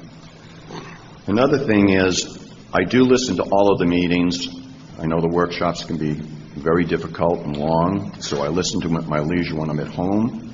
One of the things that I've been listening to is the various, and I know the budgets are a work in process. One of the questions I had when I was looking at the 5-year business, or the 5-year capital plan, and once again, maybe I missed it, or it was updated, I don't see anything. There was a lot of conversation at the last meeting about spending anywhere from $200,000 to $1.5 million to Advent Health. And Omar made some great suggestions saying, well, it's costing us X amount of dollars to run the existing fitness center, that we could do this, we could do that. I was under the impression that the 1.5 was probably out. You know, most people weren't on the board. At least that's the impression I got. I didn't see anything in this 5-year capital plan. Is that now gone? No, so we've removed it from the capital plan just because it's not a capital item. It'll be an operating expense. So during the budget process, we will, if the board decides to include that as an expenditure, there'll be a line item expense. Okay, so because it's not just capital equipment, that's essentially what you're saying. Okay, that's fair enough. And the last comment, and I appreciate you giving me all this extra time, I know that I listened, I don't send in a lot of letters to the board, okay? I did send in 2 letters in the last year and a half. I think that when people write a letter and take the time to submit a letter, it should at least be read, okay? Now, the last comments I heard was it was up to the board as to whether or not they wanted to address the issues. You know, you've got people in the community that have concerns. If you don't acknowledge their concerns, you don't have to agree with them, but if you don't acknowledge their concerns, then they're not even bothered. They won't even come to these meetings anymore. And I know I sat up there with you guys, so I know how it is. But I used to get letters, I used to get emails, and I would respond personally to them. And I'm not saying that you guys don't do that when somebody addresses you on the street, but when it's sent to the board, it should be acknowledged. And the comment was made, well, it's public record. It isn't public record unless somebody knows where to look for this. If it's not read, it's not part of the minutes. And if it's not on the audio, nobody's going to know anything about it. The only way right now is to go into every single agenda and look for correspondence, open up the correspondence, and then look for the letter. And if you don't have any idea when that happened, if it happened this year or last year, then that's a little bit of a problem. So I think... That's 5 minutes. Okay, thank you very much. I think in closing that a little bit of acknowledgement of the letters would be, would behoove the board, and people would accept it a lot more, because right now they don't feel like their word or their voice even counts. Just my thoughts. Thank you. I appreciate your time. Okay.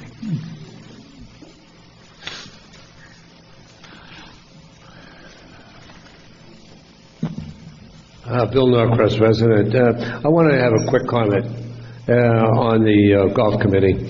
There were 2 gentlemen up here, Bob Butts and Charlie Shields were here. They represented the committee as chairman and member. But there's also 4 or 5 other people here that are on the golf committee. We have the general manager, the greenskeeper, board member. We have WGA, MGA, the 9-hole ladies, the pro shop, and security. You know, and these people take their time out, 60 to 90 minutes a month, which is a short time for you guys, but they try to reflect what was going on in the community. How can we make this community better? And the committee, I think, has had a lot of proposals, and I understand where Mike is coming from. He says a lot of things have been done, and we don't know anything about it, and the funding is in question. But, you know, you have the semantics about facts, suggestions, and proposals. Okay, I think they all belong in the same ball of wax. The only thing is, when a proposal, facts, or suggestions come up to Mike over here, that it has to be funded. And you people are the ones that are funded. And I understand that, and I think everybody on the board, on that committee, understands that. So, my hat's off to those people. They're involved in that committee. They do, I think they do a lot of good in this Center Lake and the Center Lake conditions of the golf course. I really appreciate their work.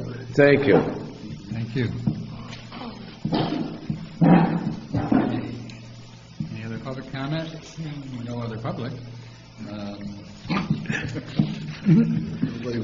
bring it back to discussion to and from the board. Did you have some more you wanted to discuss from the board? Oh, I have one thing that this came out of the golf committee. But before, just, excuse me, a clarification before the golf committee instructs Casper to come to the board. How's that? Does that sound good? There is concern over the abusive use of carts on the golf course. And by that I mean people driving golf carts where they shouldn't be, both outside carts as well as member carts. And the golf committee is very concerned over this and was going to ask Casper,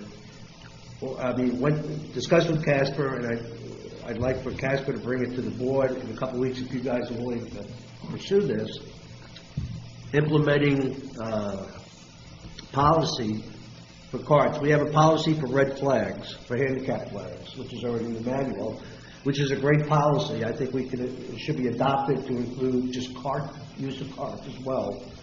And the concern came up over payment.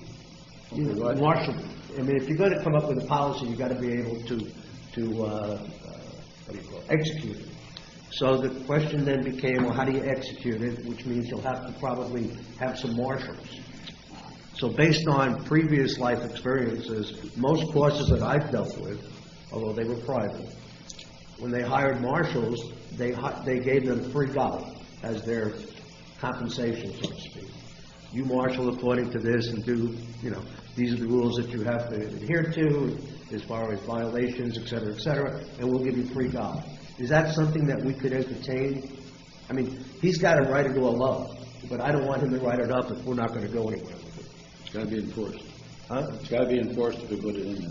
Well, he'd actually have to hire marshals. But the incentive would be free golf. And that was the issue, whether we could offer free golf as a compensation program. And none of us had the answer to that. And I would defer to our council and general manager to perhaps dig into that for us. I don't know if that is considered fair compensation, or if we're basically saying, if you'll volunteer as a marshal, we'll give you these privileges, so they don't become employees, they become volunteers. I mean, the golf courses that weren't that many, the few golf courses that I belonged to, although they were private, that was the incentive that they did for marshals. So it has been done, it is being done, but with our situations, with sunshine laws and everything, I don't know if we can do that. Yeah, please. I'll look into it. Yeah, right. Ray, can I say something? A few years ago, we had security on the golf course, and you guys complained about somebody on the golf course policing it. He said he was too tough, right? We were paying him $10 an hour. I think he worked 8 hours a week. Okay, you took that away from us. all right? We didn't have no, you were part of it. I was? Yeah, you were. Okay. Okay? We were paying him 8 hours a week, we had a lot less problems, and he actually did more than 8 hours, you know? So, I mean, you know, if you give free golf, okay, then everybody volunteers, okay? For $8 an hour or $10 an hour, what were we paying the guy? It was a lot better because he had a set schedule, he did reports, we knew who was on, he actually asked people, but we were told he was too tough. Mike, if So you're what are you saying- gonna do with marshals? If you're saying an hourly versus free golf, I mean, I'm just. Well, that's what we did a few years ago and it worked. I don't remember ever having. Well, What you have, what we I had got a out pretty there good was a memory. joke. Mike, I was in that conversation, Yeah. and here's how I saw it. I asked you for a job description. You went to Wayne and told him that, and he resigned on the spot. I never said he was too tough. No. I just wanted to know what his job was. I don't know who was involved, I mean, I don't know who was the one that was targeting him, okay?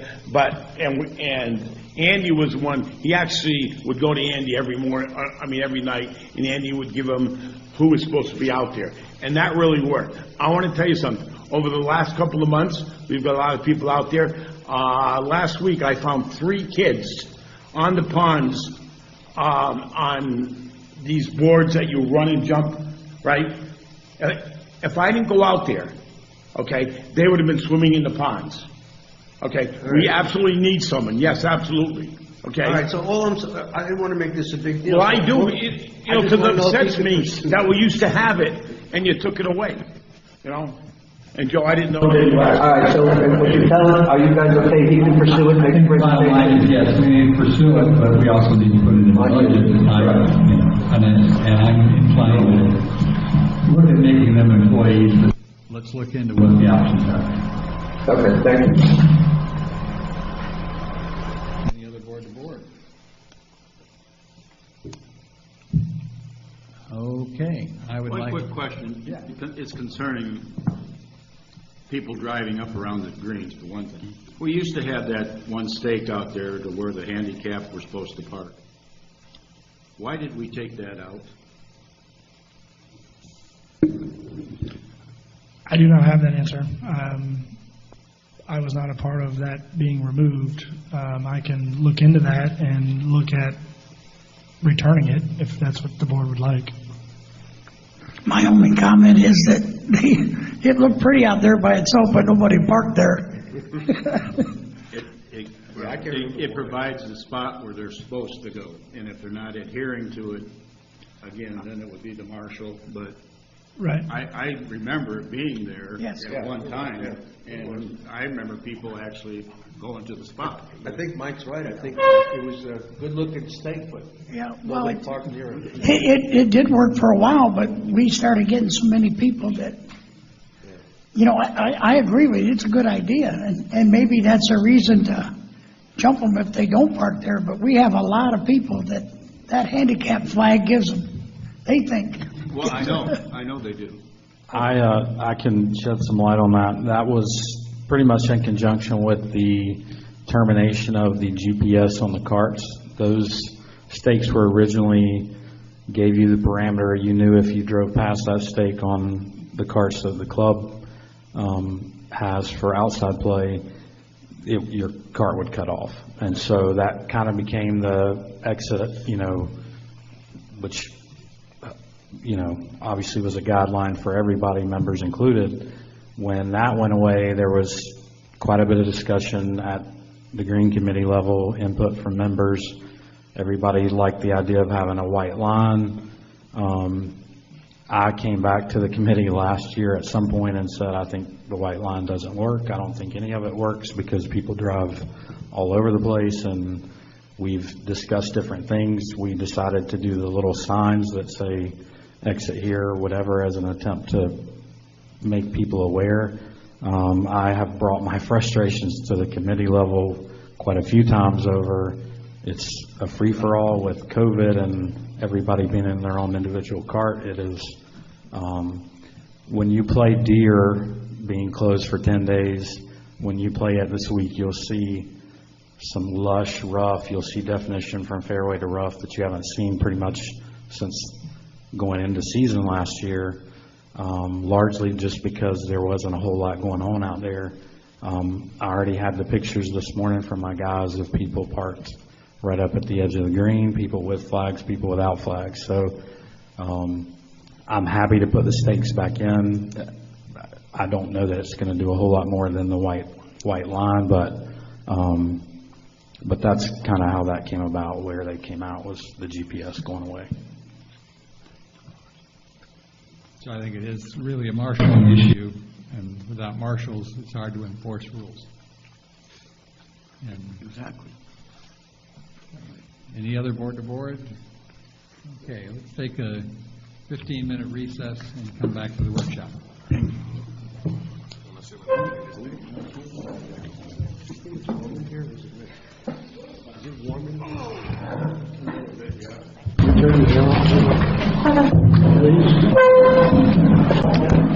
Call this back in order and go to the workshop. You're going to lead us on, Mark? I will do my best. So this is the second full 5-day capital workshop. The first portion of it we did with the golf fund during the budget. We made a few board changes at that time where we moved out to partition and we moved out to bag drops, trying to save some costs in this initial year. And then at the last budget workshop for the general fund utility, we kind of did a rough overview, but there were no board changes for the general or utility fund at that time.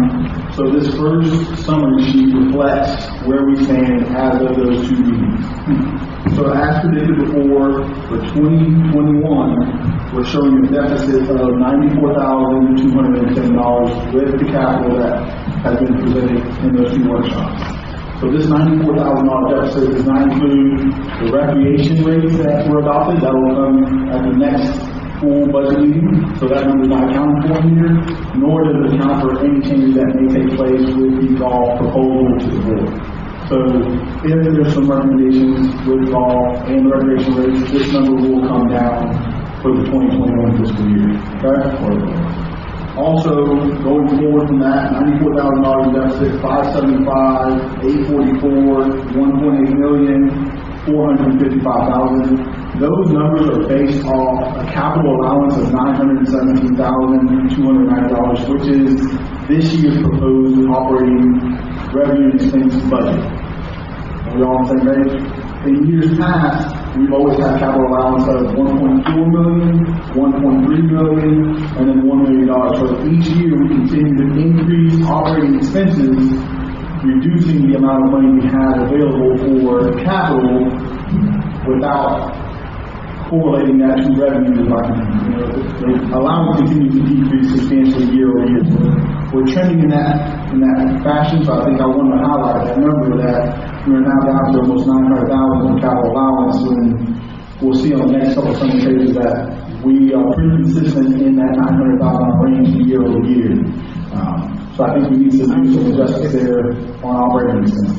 Why is I'm sorry, why is that coming down again? So that tells you how much how much operating revenue we have, how much operating expenses, and what's left. So you're saying 20, we have $1,040,000, right? That was this year, but the one that we're getting right now, the one that's coming up that we presented only has $917,000 left for capital. So all your numbers are based off that going forward, or based off the $917,000? Correct. Okay. You typically, once something goes in the budget for expense, labor, operating supplies, overseas, whatever it may be, you never see that come back out. Typically, it just trends and that stays in because once you get accustomed to it, and it just stays in the budget. So I am forecasting that number going forward. Now, whether that goes down next year is only going to make that deficit worse unless we find revenues to offset that expenditure. Okay? So the next page I want you to go to is page 3. We're going to skip over to page 2. So this is the second capital workshop, no major capital, is what it's titled at the bottom. So I wanted to highlight this one shows we've made a few adjustments or new recommendations for the 5-year capital. You see that for 2021, it went from a $94,000 deficit to now $154,000 deficit. So we've increased that deficit by $60,000. But I also want to reflect the years going after that, you had $620,000 in deficit for 21-22, only $7,000 for 22-23, a positive 22-23-24 for 200 grand, and then a deficit of 148 in the last 5th year. I mean, So, we'll, go ahead. we'll get into this, but just for a goof, that 732.5 on golf, Yeah. 350,000 of that is irrigation upgrades. That's not considered capital?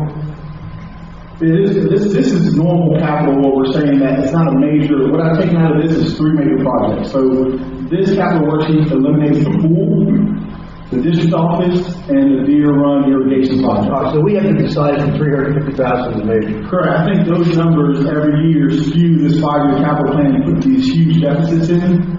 And that's what we need to tackle is how we're going to accomplish these 3 major projects. Because if you look at this, we're almost balanced year over year except for that one irrigation year. Everything else kind of falls in line at the $900,000 capital allowance. If that capital allowance was $1.1 million, we'd be break even year over year. We'd have a balanced budget 4 out of 5 years. Are we all on the same page still? I hear what you're saying. I don't know if I agree with it, but I hear what you're saying. Yeah. Okay. Well, the numbers, once again, are telling us, based off everything that we've put in the 5-year capital, that includes every project, all the equipment replacement plans, we're only showing, once again, $154,000 deficit, $7,000 deficit, 200 in the positive, and then 150. So if you, let's say, we put in 150,000 in capital allowance, everything balances except for the greens, blue irrigation on total run. But why isn't irrigation in here? It is. It is. On this one, the Turtle Run Green Loop is in here. I took out the $1 million Deer Run project, the pool, and the district office, because these have been these big projects that we've never really decided whether we're going to move forward, and they keep hitting these reserves and putting us down to $3 million at the end of 5 years, when we really never made a full decision on whether we're going to move forward with those projects or how we're going to move forward to fund them, because I think all of us can agree that putting $1 million in 1 year, none of us want to really, or feel comfortable biting that bullet based on the numbers that we've seen with the budget. So, once again, we're showing you that, listen, we're almost balanced, we're a little bit under in most of the years, and then we'll get into the discussion on, all right, how much do we want to, of those 3 major projects, which ones do we want to prioritize? And if we want to seek loan funding, we feel like we can put that into a good projection and still be pretty close to balance with that going forward versus spending an expenditure of $1 million in 1 year. Well, let me ask you this question. Should not we decide what our expectations are of the budget? Well, yeah, we should. I guess my question here is, okay, based on this, what can we do to generate that extra $150,000 that will get us to balance? Right. And we can start putting reserves aside for future projects and feel more comfortable about using the current reserves for one or more of the big projects. Right. I mean, a balanced budget to me would be within $50,000 of your everyday expenses. Right. Now, that's just what I'm saying. I'm not putting words in anybody's mouth. But I think we should set a number or something along those lines so that when we're looking, we should say, well, that's a couple $100,000 high. Once again, let's say the 150 is a good earmark. We still haven't heard the golf proposal from PCG, which the board's going to decide on. It doesn't include the recreation. It's got nothing to do with reward. It's got nothing to do with it. When you ask me the question, how do we get that 150? And once again, it goes back to extra revenues or cutting expenses. We continue to go down in our capital allowance by putting in expenses or requesting more services or wanting more amenities, but we're not having revenue to offset those expenses. So the board needs to make a decision on what we can give up to allocate that 150 to go back in this budget. Does that make sense? Or we find more revenue. I don't know that I've decided on that I agree with the 150. That's just what Neil was. That's just the plan. 150 is what we need to balance this 5-year plan. We need to generate another $150,000 a year on the balance. Correct. Without the big project. And Omar, I'm trying to understand this here, and I obviously wasn't at the last general fund meeting, but if I hear you right, what you're saying, because he asked the question while I was in the capital discussion, I think what you're saying is if Casper comes back to the table and says we're going to zero out that subsidy, then that changes your overall balanced budget. Correct, that gives you an allowance of 1.2 million, which makes all these numbers go up 300 grand. So if we do what Tony said, then you balance. I can fix all this, everything balances, and I can put a loan in for 200 grand and we still are balanced. It's all relative to what we decide with revenues, expenses, subsidy. It all plays into this number of how much we have available for capital.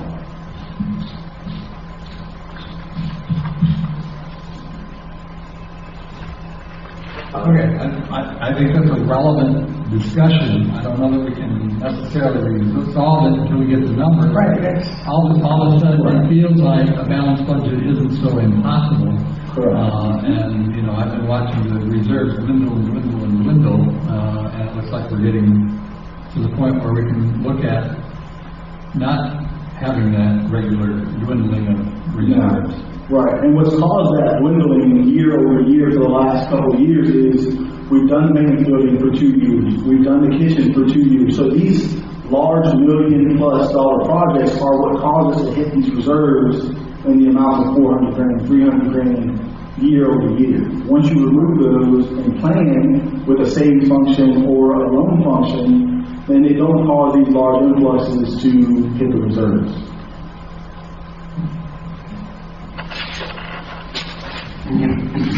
Well, you look like you still have a question. No. It just, to me, we just gotta wait a while and get some figures. We've got some broad targets now that. But listen, it kind of hones it in for you. So as we go through this next budget workshop, I think this next one's going to be critical. If we have a number in mind that we want to accomplish, if it's 250, it's 300. We're going to have to pick and choose where that 300 is coming from for the next budget. But as we go through this process, we'll talk about what that 300 can include, whether it includes irrigation, whether it includes a pool, maybe we hold off for 10 years before, or 5 years until we get grant funding. All those numbers will come into place, but at least we have a target number as to what we need to accomplish this year as far as operating expenses, subsidy, and budget to have all that happen. So I provided the next 2 pages show just loan numbers, and we'll get back to those as we go through some of the golf and general fund discussion. I think we'll go ahead and start with the golf fund now and just talk about changes that were made from the first workshop and then additions that we've included. So page 1 of the golf fund showed us, as of the last workshop, what changes. $337,000 for this upcoming year, $387,500 for the year after, $315,000, $615,000, and $270,000. That was with all the board changes as of the first capital workshop. So that included the removal of the partition, removal of the bag drop. We included all the park path repairs, and we eliminated some of the kitchen equipment that was under the $5,000 BCC capital threshold. So that's all that took place in this first workshop. Page 2 is what we've revised, what we've added and changed. So in the upcoming year, we added $85,000. That $85,000 includes $50,000 proposal to fix hole 17 as far as the pond and the fairway. It does not do a full over comprehensive plan to it, but it's just the fixing of the pond and the playability of that whole $50,000 for the board to consider. And then $35,000 of that, the other $35,000 is for the practice green chipping area bunker relocation, or to put up a temporary net, a fence, a net, and like a berming down Columbus Boulevard and keeping it where it is. Is there any further discussion on those two as far as? Well, I just don't understand. Am I supposed to understand this? How do we go from 17 down to $50,000 and that's the fix? What exactly are we doing that's only $50,000? Yeah, that would be my question. I don't know what our plan is in agreement, $50,000 doesn't do much. I can give you a breakdown of exactly what it is. It's essentially filling in 30 feet on the left-hand side and 30 feet to shorten the forced carry on 17, eliminating the goofy stretch of 150 feet of concrete car paths in the middle of that area. It's removing 4 trees, and there was a little bit of contingency in there in case we had to do permitting. If we do the work in-house, I was told by Drew just in initially looking at it that he didn't think we would have to permit it. I provided a detail of that to Mr. Harris because he had asked specifically about it, but I'm happy to give that to the board in general. At the last meeting, it seemed apparent that nobody was willing to spend the money that was allotted as far as what was proposed based off of construction docs. So we looked at, was there an alternative that we could address that whole in-house and accomplish the major feedback from membership, which is that they can't carry the pond or there's no room to play around the pond. The initial thing that was proposed to the board, actually this was proposed 3 or 4 years ago to do 50 grand. At the time, I think it was 45. And then we were asked to look at it. If we're going to do it, maybe we do the entire bowl. So we looked at that scenario. My impression from the last meeting was that we needed to look at something else. So we went back to the original. The original came about 4 years ago because of overwhelming feedback when I initially got to the property in December of 2017. That golf hole was extremely hard for our general membership to play, whether it be the ladies or the higher handicap players. They can't play it. So that's how it started 4 years ago as, okay, we could fix it doing this. And then we were asked to look at it from a different perspective, which we did. But my understanding last meeting is it just cost too much money. It wasn't that big of an issue. So we went back to the drawing board to try to say, okay, could we accomplish it in a different way? So I'm happy that if I could get internet access, I could email it and have her distribute it. Have we ever really decided whether we want to fight this thing or not? I mean, we talked before about the board has to make a decision if we're going to alter the appearance of the course or the whatever. Right. Have we ever really decided? No, we have not. Huh? We have not. Probably should decide that first. Well, if we want to do it. The question is, at what point do we make a decision? I mean, we can put the $50,000 in the budget for it, and then decide whether or not we like the plan after we see it, and we know what the money is there, or we can say, let's review this plan first before we put $50,000 in the capital budget. Is this something that is still coming up at the committee meeting? What? 17. Yeah. Not recently, because it was, anytime a project is above, if it's a big project like that, typically it doesn't come up over and over. The practice bunker comes up every meeting for the last 2 years probably. That was on the original list. When I first came to this property, when Jim Kirschborn was still here, the very first thing committee that I went to, which happened to be like my third day on the property, it was a 2-hour, this bunker's bad, why do you guys not do something with this bunker? So the number one that I prioritized was number 9 on turtle, number 2 was 16 on deer, and then the practice bunker was a ways down the list.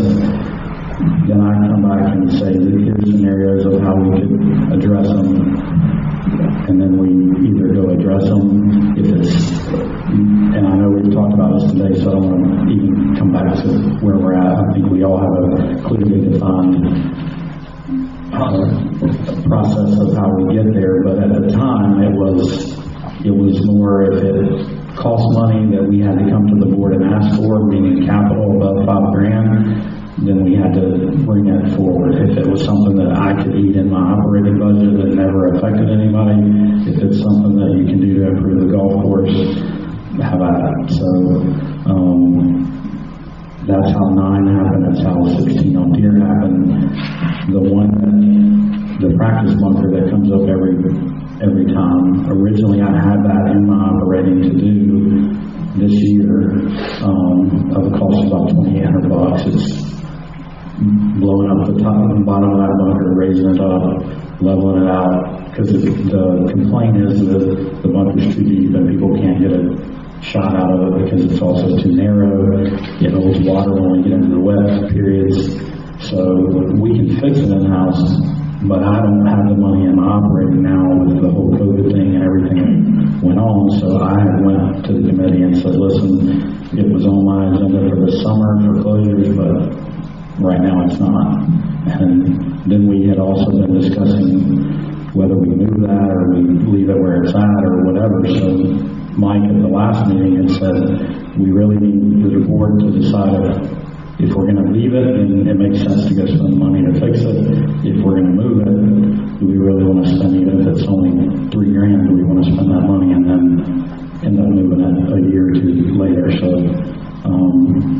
but that money as well as the money for 17 just came about from the last meeting, because those were things that were on the 5-year capital for a while. It's been nothing new, just the numbers were different. So I just tried to make an adjustment to say, okay, if we still try to accomplish that, can we do it cheaper in-house, and how do we do that? So,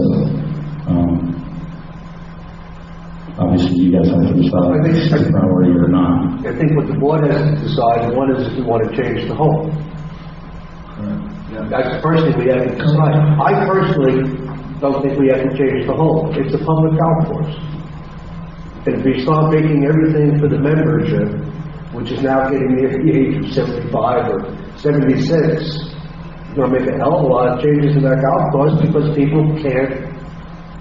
I understand people don't hit the ball far. I'd rather have somebody come to me and say, let's move the tee box right in front of the water so they can get over there, get over the water that way, which costs maybe $20,000 as opposed to filling in the hole and everything. And for the golfers who are halfway decent, you're changing the whole hole. That's my personal opinion. I just heard it was a significant issue to the membership. If it isn't an issue, I don't see, and yeah, it's a difficult hole. And I'm not trying to argue here, and I'm not trying to get in on the discussion of whether you want to do it or not. I will tell you, because you and I sat in a meeting, green committee, and heard from the 9-hole ladies, which everybody acknowledged, not the 9-hole ladies necessarily, but the Aqua Tea group is one of the fastest growing groups at Center Lake. And I know because I've sat with them to go through the T project, if you sit that group down and say, is 17 a priority for you, 95% of them will tell you absolutely. So there's no doubt. I'm not arguing that. I'm just saying I have to go with the feedback I get from the committee or from people in general. It is, to those people, a significant issue. Whether that means it's worth doing or not, I don't hear that much of an issue from the male membership. From the women, no question about it. There is a problem with them getting over 17. Your question is, would an Aqua Tea solve the problem? Well, their issue, and again, I'm just going from feedback because I sat with Tim Liddy and listened to some of the ladies. Even if they take a ball, because they hit a ball in the water, they go up, they drop right at the edge of the water, a large majority still can't clear the water, even if they drop right next to it.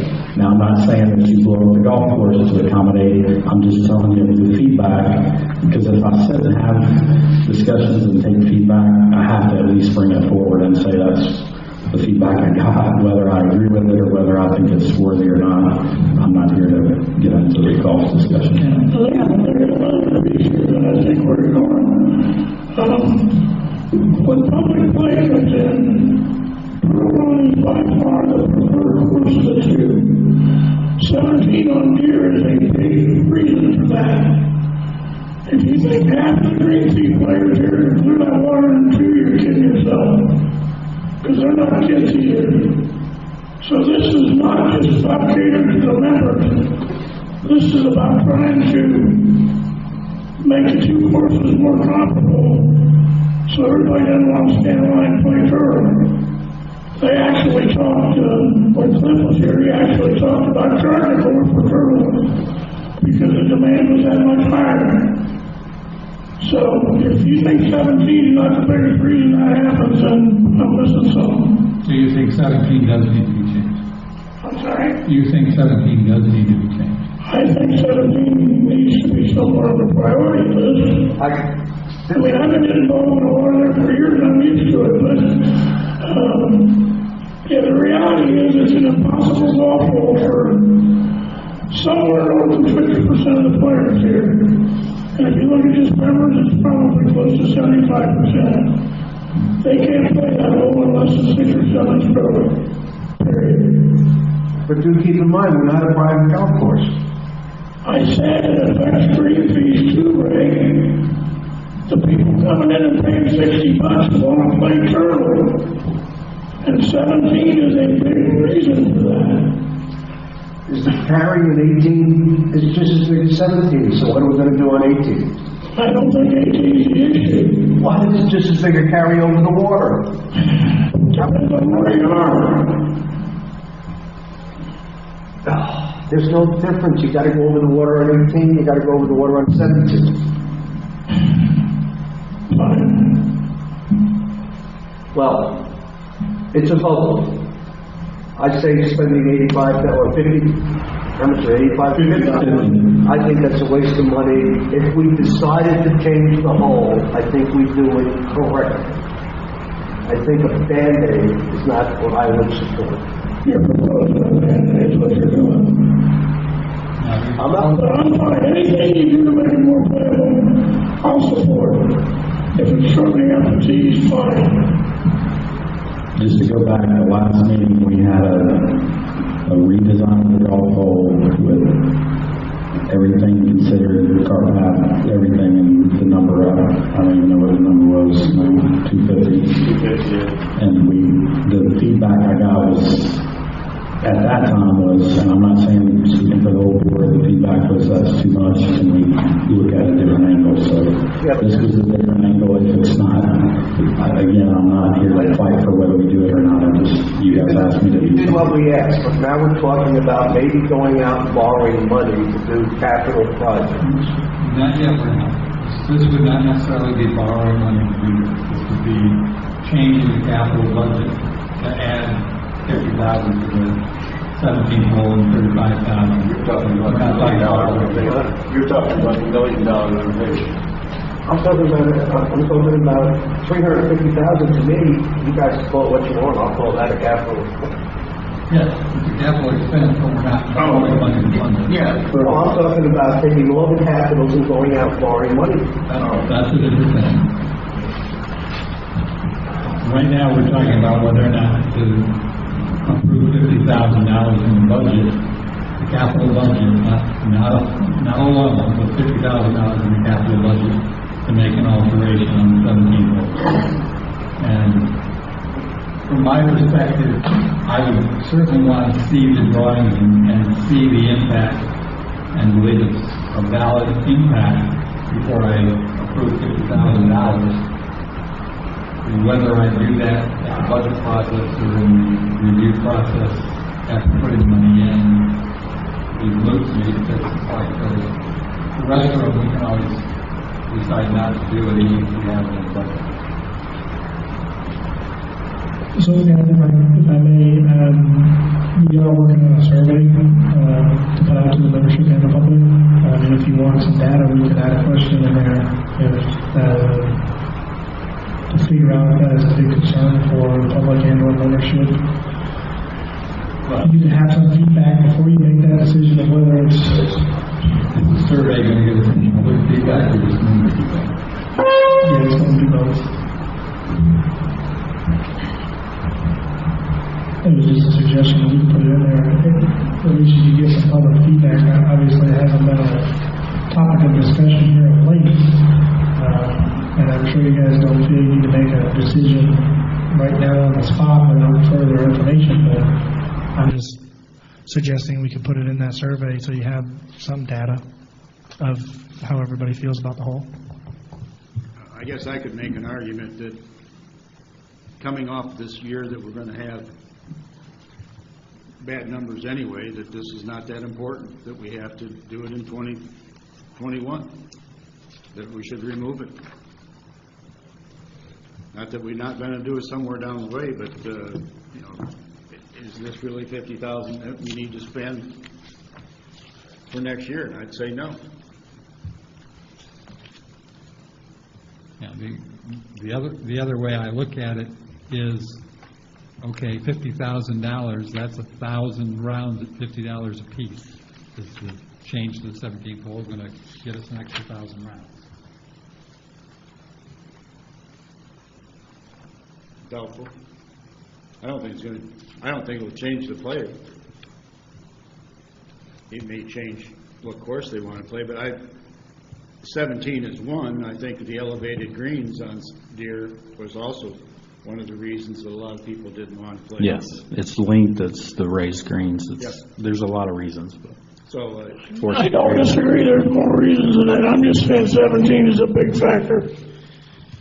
The elevated greens are definitely also significant. the greens on Deer as a whole are significantly smaller as well. It's a half-acre difference between Deer and Turtle for 18 holes. So.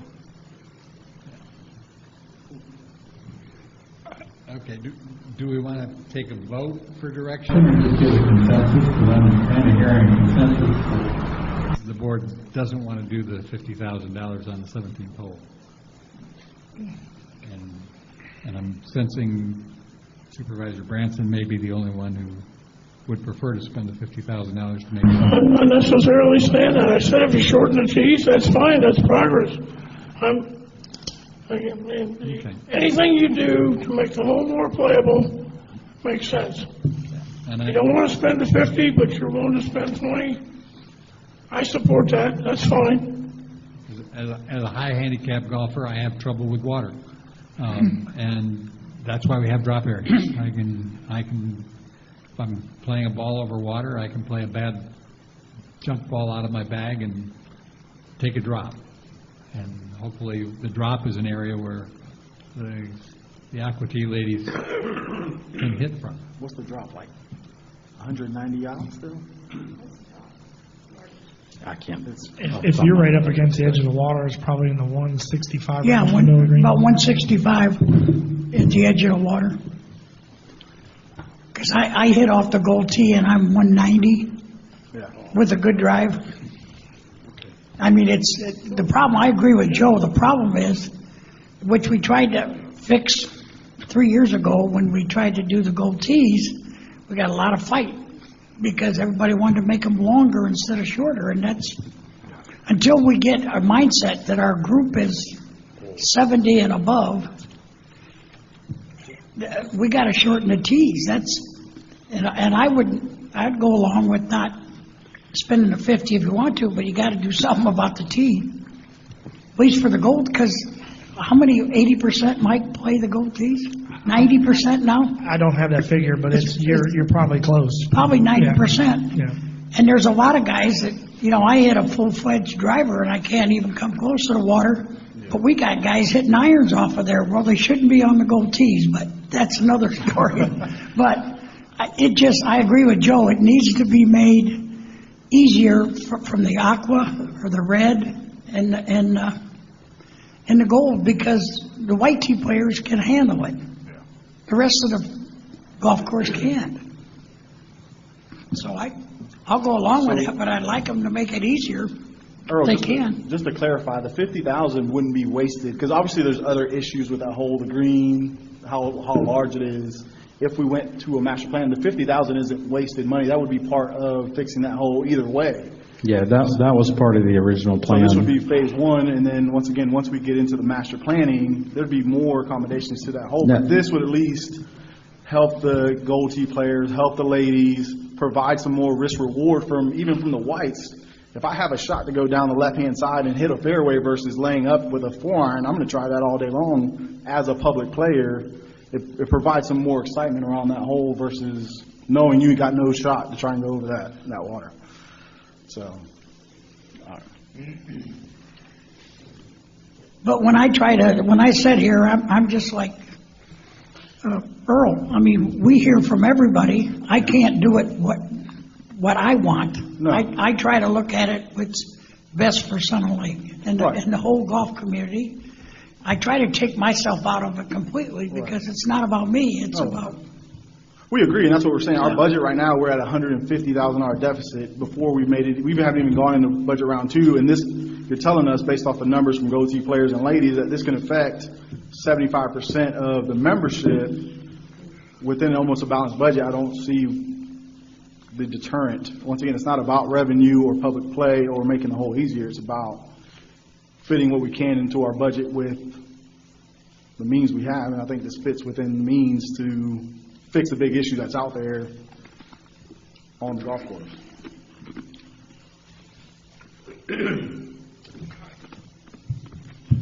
On the topic, I don't think we have to come to an absolute decision today to even leave it in next year's project. This project wouldn't happen until a year from now. But I do find it that we should, you heard the word master plan a couple times.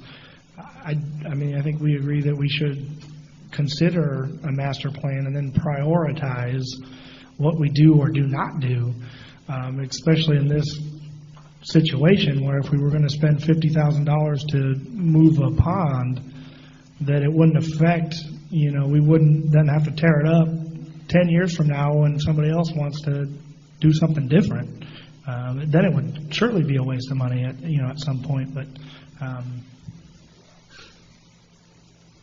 and we're all comfortable going in the direction you guys want to go with this. If you want to push it back a year, remove it, bring it back for later discussion. I don't feel we have any issues with that. We just need the direction from you guys. Given the capital situation, if you look long term, suggestion to do something with the T's makes the most sense financially. So if we could come to a consensus to leave that in, I'd be fully supportive of that.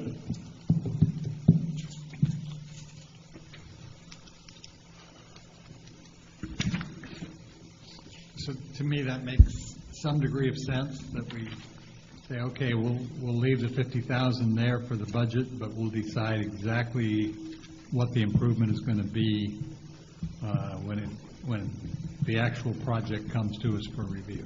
Does that make sense? Yeah, and I'd like to see once you do the plans, I'd like to see them. But I think that ought to be automatic. As soon as you do that, you should, not just for the ones who ask, it should be automatic. So, what exactly are you guys asking them to do? Because I mean, what exactly is he coming back to us with? A $50,000 suggestion or less that would make the hole more playable for more people. Well, what do we want? I mean, I hear that filling the dirt, shrinking the water, changing the tee boxes. What do you want him to do? Well, if he comes back to us, it's going to be the wrong thing.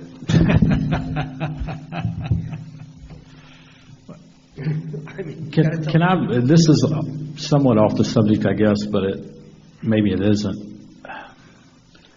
We talked about this a couple of years ago. You were brand new to the board. You and I got into it because it affected irrigation or whatever, but it seems to me that we have a golf course that everybody likes to play in Turtle for various reasons, larger greens, shorter, whatever the case might be. We have a golf course that's 47 years old, 46 years old, that is all push-up greens. It is penal. It has some issues like hole 7, hole 8, where people hit it out of bounds. We've had a master plan put together that addresses a lot of those, but it addresses other stuff as well. Is there some way outside of these type of meetings that are extremely restrictive and cumbersome to get a feel from everybody what is priorities? Because there's other smaller priorities like the size of the tee on hole number 13 deer, the size of the tee for the men gold tee on hole 14 deer. There's just various stuff that comes up. It seems to come up quite a bit. Is there a way for us to put that together so that we could put it together, whether it be an offshoot of the Green Committee or it be some type of committee or something where we say these are the things and we could prioritize what they are. It doesn't mean we have to do them next year. It doesn't mean one that's on my thing that I'm going to bring to the board in probably another month. I was going to take it to the committee and just talk it and get feedback. Is the bunker on 18 deer is horrendous. It has rocks in it. You can't. The way it was built is incorrect, and you cannot get any type of equipment around the outside of the bunker. So I had talked to Cliff a couple of years ago. I wanted to bring it forward to do a bunker that goes straight into the bulkhead. It removes that section. You regrass it. You open up a little bit of the front so that there's room to miss it on the front. It would not be a big cost. It would be a huge improvement to the way the hole plays. How do we get any type of thing like that beyond this type of meeting where we can? In my career in private clubs, it was easy. You had a committee, you went through stuff, you took it in, you talked it through. There might be a subcommittee that said, here are the top 10 items that we want to address, and we figured it out. Here there's so many moving parts, and having this type of meeting, it just becomes, we come back like 10 times over something that honestly, if we all could get together and look at it, we probably could figure it out in 10 minutes. But because I think everybody just wants it to be better, including us. So I don't know. I just rambled about something that it doesn't have an answer probably, but I mean, the easiest thing to do is we could have a workshop. And what you would need to do to make this thing run smoothly is get all this information to us before we have the workshop, and then we sit down and go through, we know what was coming, we go through your list one by one, and we make decisions, right? We could send out a list to the board, and you individually could prioritize, I mean, if that's what you're asking, for the board to prioritize what they feel is most important, and then they can submit it back to me, and then I can put together a summary for the workshop. Yeah. That is an idea. We can do that. I'm just trying to make sure that we're all on the same page, and that if we go do work and we pull info together, and obviously this board's different than the board that asked us to pull the info together to start with on 17, but it just seems like that's part of the problem. I mean, you know. But that's always going to be the case, right? The two people are going to potentially be new next year. So I'm just trying to get I guess Mike said it, a roadmap that regardless of who's in my spot or who's in the other spots, there's a roadmap for Sun and Lake to be consistent and do the right things for the community moving forward, regardless I think Tanya's idea was pretty good, and that just stops all the other going to whoever you want to go to, because the buck stops here. So, and that's where if we got to okay it before it's, and if you have somebody else giving us ideas, that's probably not a good thing when we're making the decisions.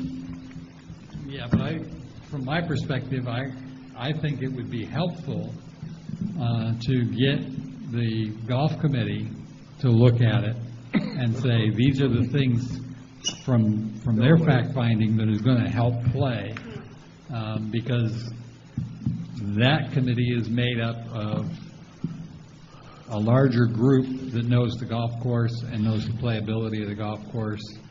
And if the golf committee can kind of come together with what they want us to look at, I think that's going to help the board be more directed than the board having to say, okay, well, this is.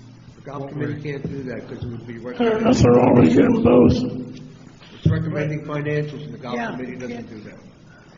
Okay, but It just, the golf committee can find facts that they can bring to the general manager, who can then bring them to the board for a workshop.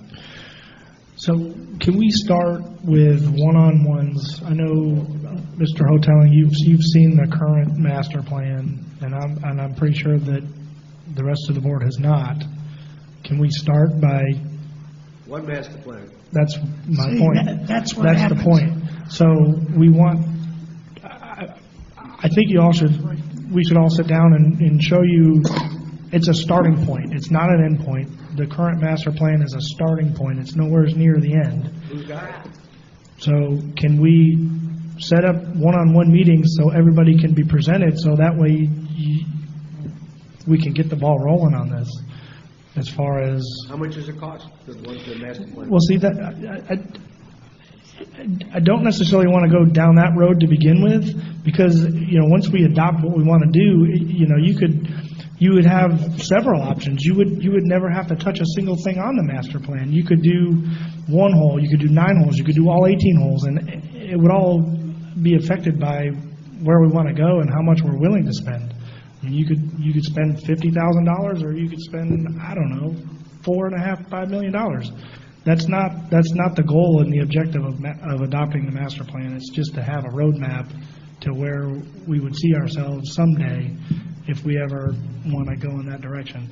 But it would also, anytime there's a capital project on that golf course, you wouldn't be spending money to blow it up in 5 years. You would be spending money towards a direction. It would not, you would never be obligated to act on anything on that master plan until the board said, okay, we're ready to do this project. So there is a price tag connected with it. Not currently, because we would have to take it out to bid. Well, and a master plan isn't a master plan until it has the feedback and captures everything that are issues. The master plan that was done, the draft, was based on feedback from us about swift mud and our continuing issues with irrigation, and trying to reduce some irrigated area, as well as looking at the overall efficiency in a irrigation renovation on how much we could reduce. It was looking at green sizes being in our estimation, too small. It was looking at all the greens being push-up greens and having none that are lower where people can chase and run balls up. It was based on a myriad of things. There were two specific holes where we said, hole number 8, there's 3 acres to move the hole to the right so that the out of bounds, which has been an ongoing issue since the time I got on this property, about people hitting out of bounds on number 8. It would seem a simple fix to shift that hole since we have all this property. So that was part of the master plan. Hole 17, because it was one that was a hot topic with the forced carry, it was part of it. But there may be other holes that are equally as important to various people that we need to look at if we're going to have a true comprehensive plan that works for Sun and Lake. What I would say on any of this, and going back to your recommendation about having a group look at it, you guys are the buck stops here, obviously, and you have to take the info that's presented to you. If from my perspective, because I have to listen to everybody, I have to obviously do what you guys direct us to do, but I have to listen to the feedback from everybody. The one area that we do not cover on this board is there's no female representation. So there's no females on the board, but I hear from a lot of aqua tea and red tea players, and so I probably carry the bucket more sometimes for them because I hear from them a lot. And So that would be my only thing when, So do whatever we. we do. Yeah, well, obviously. So whatever we do, I just want to make sure that we are looking at everybody and making sure that everybody has a voice. And Well, I hope- obviously, you I guys hope we make the do final too. decision, so, Well, I don't care what we decide, but these are the kind of things that really upset me. What's even going on now? A master plan? Who in the hell knows about that? I mean, what are we? well, you guys as a board, and Tanya, I don't know the meeting or exactly when it was, but we, And you guys are going to work a lot of hours and then maybe bring it to us and we're going no. to just not do anything with it. I mean, that's, I'm going to shut up. It's just Okay. not the right way. No. The master plans are out a while. I can't speak to when it came out. it was discussed at this board, and we were given the okay to do it. Yeah. We don't ever go do anything like that just on a whim. But that's been at least a couple of years ago, right? Yes, it was probably 2 years But ago. let's back up as well, because calling it a master plan at this point is probably not correct. Earl correctly said draft. This is the first look at developing a master plan. And I think probably the suggestion, based on all the conversation I'm hearing, the suggestion to have one-on-ones with all the supervisors and get their input is not a bad first step. I don't think it's going to resolve anything, because they may all have different opinions, but at least it'll give them some background, and then bring it back for a workshop. You'll have the opinions, so you can kind of address those thoughts from the other supervisors, and bring it back to a workshop and invite the golf committee and any other membership that wants to come and be a part of that workshop. It could be a long day workshop. My concern with that is we're talking about a multi-million-dollar project to address the master plan. And that's going to upset some people thinking we're even looking at a multi-million-dollar project. And frankly, I'm not ready to approve a multi-million-dollar project until I'm sure how we're going to fund it and it makes sense to fund it. But it's a step, and as Mike pointed out, what it does is it doesn't say, this is what we're going to do, we're not going to spend $5 million and do it. What it says is, this is our vision for what we want Deer to be, and when we are looking at projects like irrigation that needs to be addressed in an area, then we can address that irrigation in line with the master plan instead of in line with what's there now. So that's the purpose of the master plan, not to commit $5 million to building a new golf course, but I guess my only question would be, this is whose vision? Whose vision is this? it'll be our vision. It ain't mine. I Well, have nothing to do with this. You will have before it's a plan. Huh? You will have before it's a plan. I didn't ask to have a master plan done. Did you, anybody here? But you were on the board that approved it. I was on the board that approved It's the master the meeting where I sat, where you're sitting, and you sat over here, and it's where we decided to push the Deer Run irrigation out, and you were not happy about it, and you lit into me, and then I told you what my thought was at the time, which was, if you're going to spend $1.7 million to re-irrigate the existing golf course, that's a mistake, because there's issues with the golf course that are infrastructure and people don't like.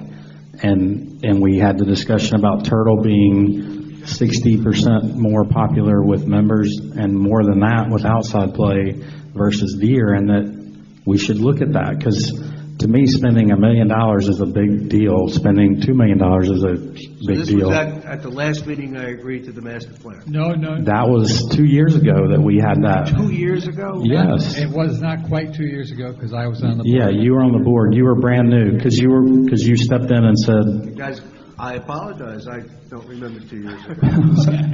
I don't see a negative, I don't see a downside to it. I got to tell you, I see a downside. We're not going to spend $10 million. Nobody's asking us to do that. Fine. What we're saying is, instead of having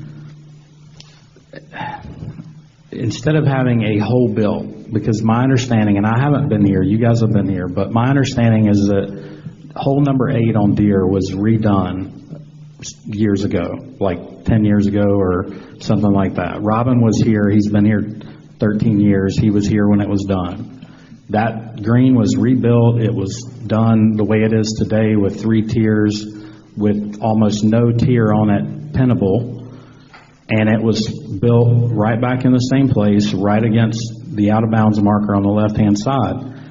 That was a huge mistake, whether it had been the board or whoever sat in my seat or the general manager or whatever. That should have never happened because it made no sense for Sun and Lake long-term, because it's been an issue that the green it's an extremely penal green, and there's 3.5 acres to work with that the hole could have been built on, and it wasn't. Why wasn't it? Because somebody just randomly decided. If you have a plan in place that you adopt, it doesn't mean you go build that hole tomorrow, but it means if somebody 2 years from now says, we're tired of hitting it out of bounds over there, which has been a huge issue. We had a survey done just so we could move the stake 4 feet over there to give people more room to miss it out of bounds.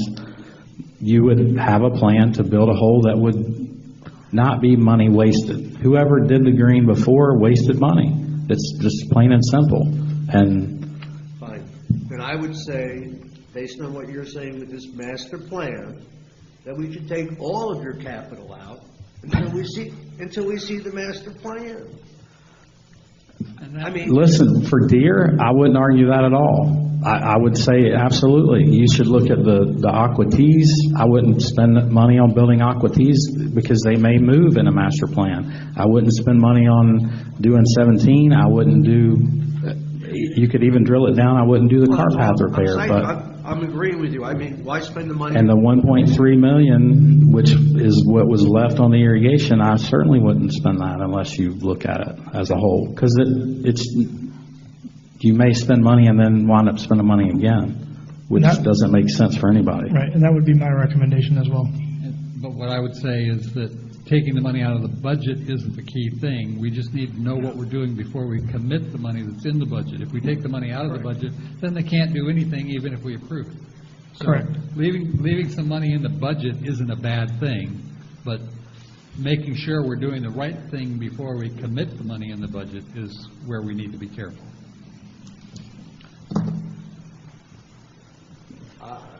So in essence of moving forward, why don't I'll get with Tanya and we'll start to set up some one-on-ones so you guys can get a look at this and have some feedback. I mean, like I said, we're in the absolute infancy of this. This could be a long process before you would ever adopt something like this.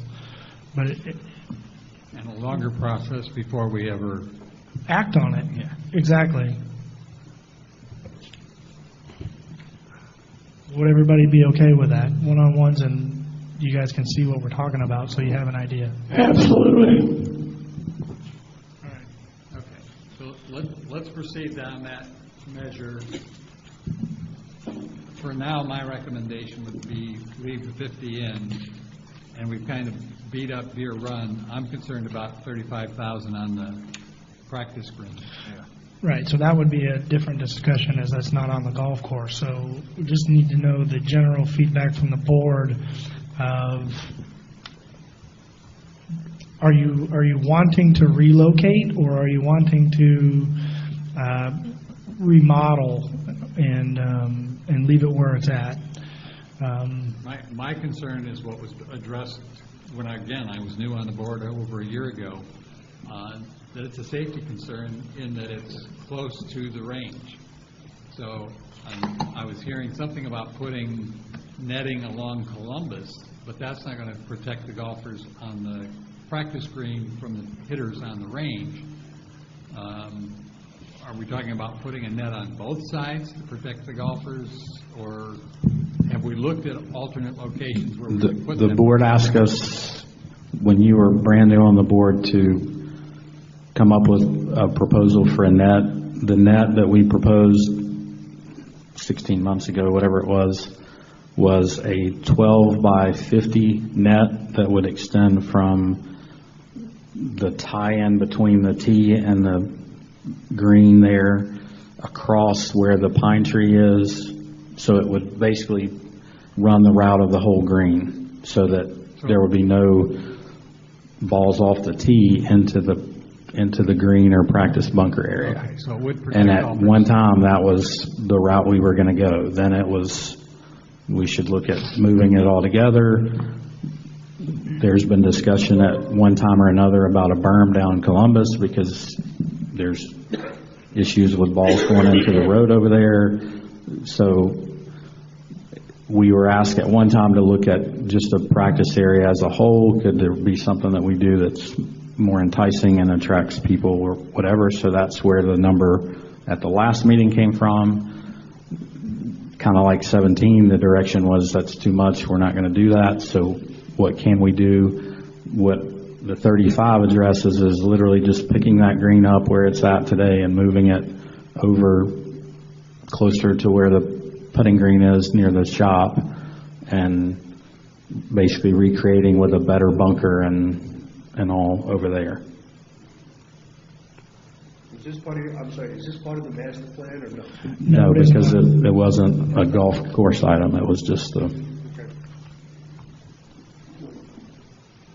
Okay, so the $35,000 moves the existing, does a better job with the bunker, not a deep, steep bunker. It'll be a flatter, more representative of probably bunkers on Turtle, if you will, like the bigger, wider bunkers. It just basically recreates it there. So then this one at the road that seems to be both a liability issue and playability issue would just go away. Okay, and the new one would be where? Where the non-irrigated mounding is that is adjacent to the big oak trees where you go around the putting green to go out to the golf courses. Okay. Any thoughts on that, gentlemen? It makes sense to me. I think we're wasting $35,000. We're not doing it right. I'm tired of doing things and we don't do them right. That's my goal.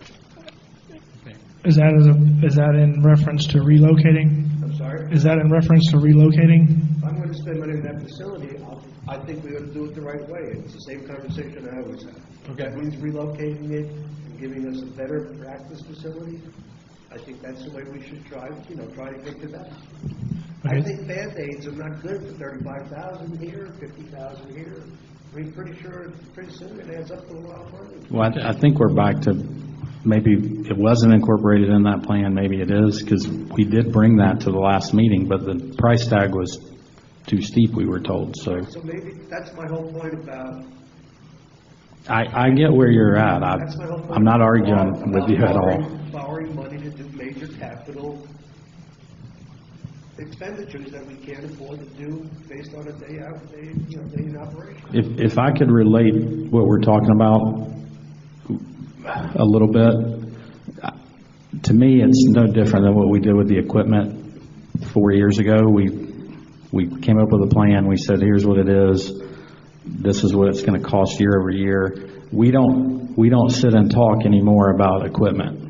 The first year I was here, it was every month we sat and droned on and on and on about equipment. We don't do that anymore because we solved it and moved on from it, and the money's there, and we know how much money's there. This could be the same thing, where you identify what you want to do, incorporate it all into one big nut, whether it's a loan or whether it's just Omar figuring out how do we do it every year or what the priorities are. That way we don't sit and grind at meetings like this and we don't change it 10 times. I think that's where there has to be a consistency and we have to have a plan, because we're happy to do whatever, but it seems to change quite a bit about where we're headed. And will you be able to use the grass on the green? That's the existing one now? No. And the cost-wise, it would cost you more to strip it and move it than just to So re-spray it. 35,000 is a new green, really? Yeah. Okay. I wouldn't be against that if it's over there. You would or wouldn't? I wouldn't. I would go along with it. It's certainly something we got to do. And $35,000 doesn't seem that much. It's pretty dangerous, I know that.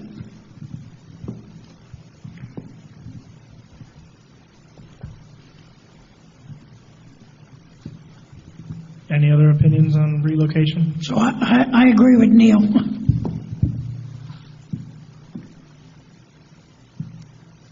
I'm fine with leaving it in. Okay. Whether or not it gets done or not, it's another story, but I'm fine with leaving it in. Okay, so I think the direction, just to clarify, is you're going to set up one-on-ones with all the supervisors to show them the draft so they can make comments on it. And at this point, we're not approving the projects, but we're going to leave the $85,000 in the capital budget so that we can address appropriately what we might be able to do this year or not. Sure. And we can address both of those in that same meeting, so that way you have better details to make a better decision. Okay. So I guess we'll jump back to, I just want to mention we did change the number on the golf cart lease down to 80 grand from 85. We've been speaking to one of the golf cart reps and getting a few quotes. On page 15, we've shown basically 5 different proposals. Currently what we do now is we pay for $1 buyout on the golf carts, and every 3 years we swap that lease, and they give us a trade-in value for our current inventory. So I've done a long-range projection just for the board to consider, so it's one of the alternatives. Go down one more page, Christian. Yeah, right there. So I've shown you a 15-year span of what that would look like. The current proposal, currently over 15 years, would cost us $1.26 million on the $1 buyout. Obviously, the intent with the 85 originally was for us to try to go to lithium. Based on the quotes that we got, the lithium. Where are you? Page 15. 15? Yeah, on the golf budget. Yeah, make sure you stay in the golf budget, because I was lost too. So they've given us 2 different proposals on the lithium, one for a 3-year buyout, one for a 4. Obviously, the 3-year for lithium makes the payment go from $80,000 up to $140,000. But what that does is it creates 2 pocket years, because the lifespan on the lithium batteries is 5 years. So we'd have 2 years of no payment for the golf cart lease in those years. So it would give you some flexibility in terms of capital allowance or projects in those 2 years to perform that. And really the cost is only $10,000 more over 15 years. So from a long-range plan, you're pretty much expending the same amount of cash flow, but you're creating these pockets of cash flow in your capital allowance every 3 years for 2 years. Okay, so if I'm following what you're arguing here, is that it's a 3-year buyout and we would buy them out at the end of the 3rd year Correct. and keep those carts for 2 more years? Because the batteries would still be warranted for 5 years. So we'd be paying less interest. 5-year-old golf carts on the course. Correct, instead of 3 years every year. Buying carts again? No, we're still leasing them, but it's a $1 buyout at year 3, and then you wouldn't have a payment year 4 and 5. We're just shortening the lease for these vehicles. Who owns them on year 4 and 5? We would own them. We own them, so we're Correct. buying golf carts. It's a $1 buyout at the end of the lease. Well, that's what we do now with the 3-year. The only reason we don't ever exercise the $1 buyout is because the lifespan on the lead-acid battery doesn't make sense after 3 years. It's basically null and void. At that point, you're having more issues than it's worth keeping. So we turn them. wait, we lease it for 3 years, we get 2 years off. And then we come back and do 3 years again, 2 years off. And then we lease again, Correct. but we got no buyout. I mean, You get the trade-in value, because now you own them. And that's what we do now. Right now, at the end of the we lease. trade in what we own and do a lease arrangement. Correct. That's what we do now every 3 years. And the difference is here, we would buy them out and own them for 2 years instead of turning them in, and then turn them in after 5 years and start a new lease. Well, you know the reason we went to lease to begin with, don't you? We went to lease because it was too expensive for the maintenance of the carts. Right, and we What- wouldn't. What is gonna happen to the maintenance of the cards in those 2 years? It'll be our obligation. So in the past, what we were doing is we were owning lead acid batteries past the 3-year lifespan. So after 3 years, not just you're the spinning your wheels with the battery cost and maintenance. It's not just the batteries. We're responsible for the cards for 2 years. Is that correct? Correct. As opposed to not being responsible at all. Right. Well, the biggest responsibility, as you said, would be the batteries. If you were trying to take lead acid batteries for 5 years. I'm not talking about batteries, I'm talking about an expense. I'd rather have no expense. But there's not, the maintenance expense on a golf cart would, for those 2 years, the only thing that's really functional on there would be brakes, if you wanted to replace brakes. Anything else would be damage that we would pay on that cart fleet anyway. I don't remember specifics. All I'm telling you is the reason we went to lease, Mike, correct me if I'm wrong, was because the expense of maintaining the golf fleet was too expensive. How much was that number, Ray? I don't remember. That's what I'm saying. Is it worth $80,000 in your budget? You're giving up $80,000 to pick up some maintenance for 2 years. So that's what I'm saying. It's creating these pockets. I don't think we ever got full numbers on what the maintenance cost tracking was on the golf cart to keep them at that point. I mean, you're looking, yeah, there could be If we tires. spend 10 grand, we've still created a $70,000 pocket of cash flow for projects in the golf fund. Versus if not, you have no expenditures, but you're spending 80 grand again for those 2 years. So either way, you're spending money one way or the other. The question is, do we want to create these little pockets of cash flow when the batteries are still warranted and you still don't have that? You don't have that liability on our books just because we own them. They still have a warranty on the battery life. I'm just looking at your numbers. If I do it the way the current, it's $1,260,900. Correct. If I do it where I own it for 2 years and I'm responsible for 2 years, Go down to the- $1,274,400. That's what I said. What you're telling me is for $14,000, I got a 2-year obligation I'm taking. Yeah, but You think that's look really at all the worth it? cash flow pockets you get. So you get 80,000, 80,000, 80,000, 80,000, 80,000, 80,000 for 6 years that you don't have to expend, and you get to spend it on something else. You're giving up. It's your total. It's not That's what I mine. It's only said. $14,000 You're paying 14 grand. difference. Obviously, over 15 years, you're paying an extra 14 grand. You're correct. But you have 80 grand to play with in 2 years. No, you really don't. You're counting the money twice, because you're not saying I got 80 grand I can play with on something else, because you're either spending it over the 15 years one way or the other. Right. You're still spending the money. That's what I'm saying. So But you're not saving $80,000. But when we look at our 5-year cash flow, we have a cash flow issue where we don't ever have any money saved up or pockets empty to ever get to a savings point. Okay, but if you're making that argument, then you're really not making the argument that we're saving. My argument is a cash flow, Okay. better cash flow. But on the years that we're paying the lease, we're paying more, so our cash flow is less Correct. on the years we're paying the lease. Correct. So it washes out, and you can Correct. say that it's $14,000. So really, at the end of the day, or when you you're can talking say that 15 it's a grand, lot it's more the than same that. expenditure. You're just changing the cash flow of that expenditure, whether you do it.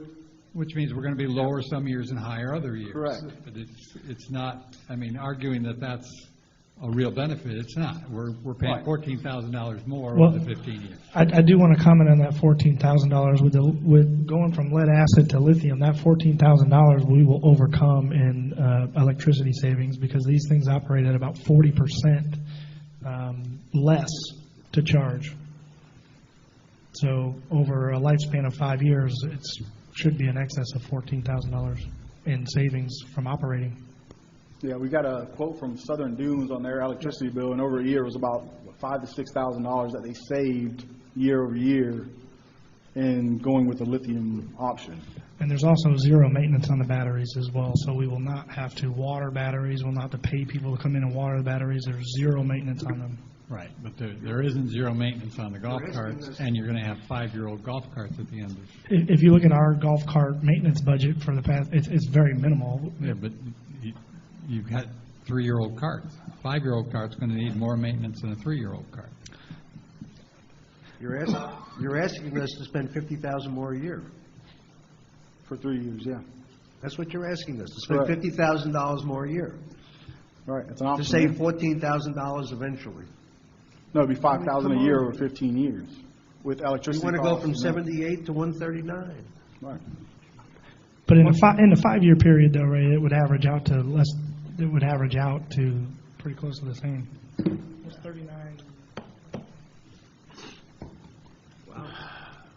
So I can make the argument that over 15 years, it's going to cost us $14,000 more in lease payments, but save us at $5,000 a year. That's going to save us, what? 65,000? 65,000. Yeah, $65,000. So we're net ahead $50,000 and doing something good for the environment.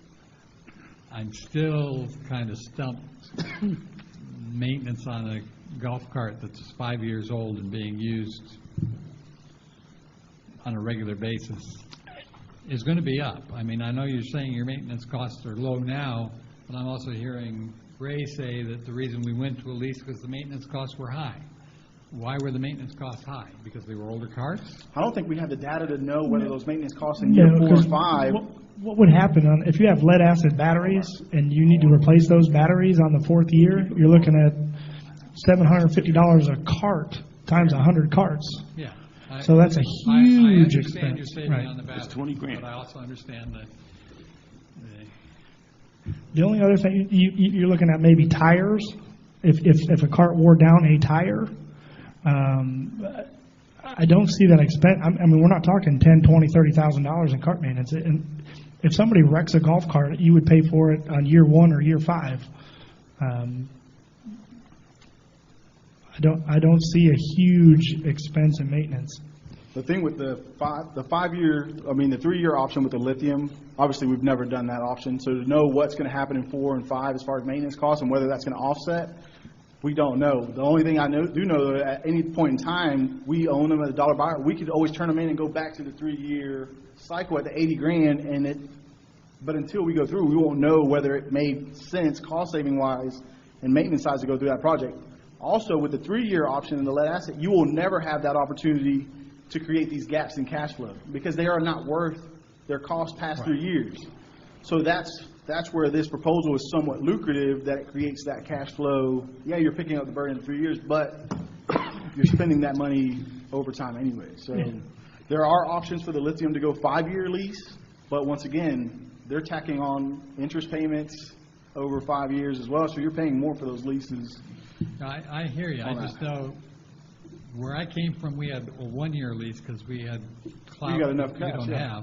have. And we had a full-time maintenance guy managing the golf cart fleet, and we had maintenance on 1-year-old carts. I can't imagine what the maintenance on a 5-year-old golf cart's going to be. Yeah. So that's... I mean, I would just look at it this way. I mean, everybody in this room pretty much owns a golf cart. How old is your personal golf cart? Is it over 5 years? And how much money do you spend on your golf cart a year in maintenance? If you haven't replaced the batteries, you're not spending, I mean, it's very little. I put tires on my golf cart every once in a while, but, you know, and that's going down the road. These carts mostly are on turf, but I don't foresee a huge expense. We're not going to have to replace 400 tires. We're not going to have to replace 400 sets of brakes. There's really nothing else to, without the battery, there's a battery and a motor. I mean,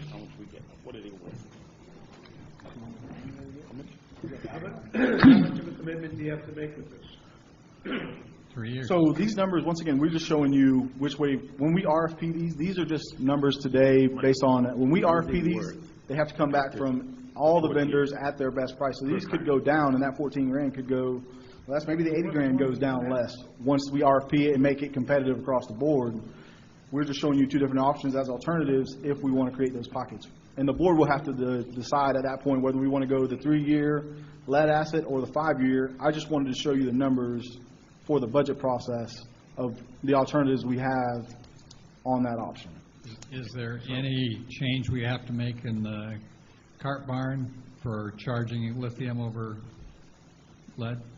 no, basically all the old chargers will be taken down and the new chargers will be hung up. It's just a 1-day swap out. And it's all included in the cost of the lease? Well, we would do that. Pardon? As far as swapping carts out, so when the old fleet leaves, all our chargers are hanging, so they're all hanging. But is that included in this 139,000? When you purchase a cart, it comes with a charger. They all come with their own personal charger. You don't have to buy any more. Well, to me, it sounds like you guys, along with Tanya, and maybe, Earl, have done your homework. So, and I think what all of us might be afraid of is to have another GPS massacre.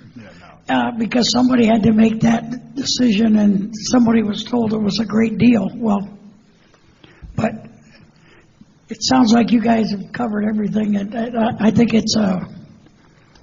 I would be in favor of doing the lithium and doing what you want. But I just hope it don't come back to bite us. But I've seen too many good things, especially here, end up bad. But I appreciate you guys knowing so much about it before you bring it. So, Well, I was surprised to see that. Right now, we do the dollar buyout for these 3-year cycles with no intention to ever buy them out. There's really no reason why we're paying full value in a lease for something that we're going to always flip again. So my idea going into this scenario analysis was, let's switch from the dollar buyout to a fair market value where we're not paying for the full cost of that lease for the 3 years, and then we'll just continue to trade them. But it ended up being more expensive than what we're doing now, which was insane to me. But Because the residual on a golf cart is not. it's just crazy. Yeah, there's not enough fair market value to discount it at 3 years. So that was the intent. Obviously, you can see scenario number 2 or 3 with a fair market value switch. We would go down to a $40,000 payment for 3 years. But then the payment goes up to $100,000 after that, and it's more expensive over time. Did we look at a 5-year lease on the lithium? Yeah, I have those numbers. I just didn't put them on here because the number was. It didn't work. It was a lot higher. Yeah, it wasn't. I think it was like a $10,000 savings per year. Maybe it was $100,000, and you're paying more in interest. So for $6,000, I didn't think it was beneficial to put on here, but we do have it. 2020 and 21, we're increasing that 80,000 to 129, 139, Where was that? right? Where are you at? If we went with the lithium over the lead, we would be increasing our annual We're going to budget. take that 80,000 and make it 139? Is that what we're doing? Well, it'll be the alternative at the bottom. Ray, you see that alternative at the bottom of the sheet? If we did go with the lithium, it'd be 140 for 3 years, and then you'd have 0 in 24, 25. You see that at the bottom? Yeah, I see that at the bottom. I'm just asking, so is that what we've decided? We're going to go up to 50,000, right? if we decide to do it, if we decide to do it. Right. Yeah,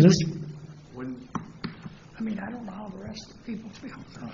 this is more informational. I mean, obviously, this is going to have to go out to RFP. You know, so this is just informational, so you guys would understand why we're looking at things like this when we send out the specs. I think I'm missing something here. In the first 3 years with the lithium, you're going to spend $60,000 a year more than you would with the acid batteries. Correct. That's $180,000. Correct.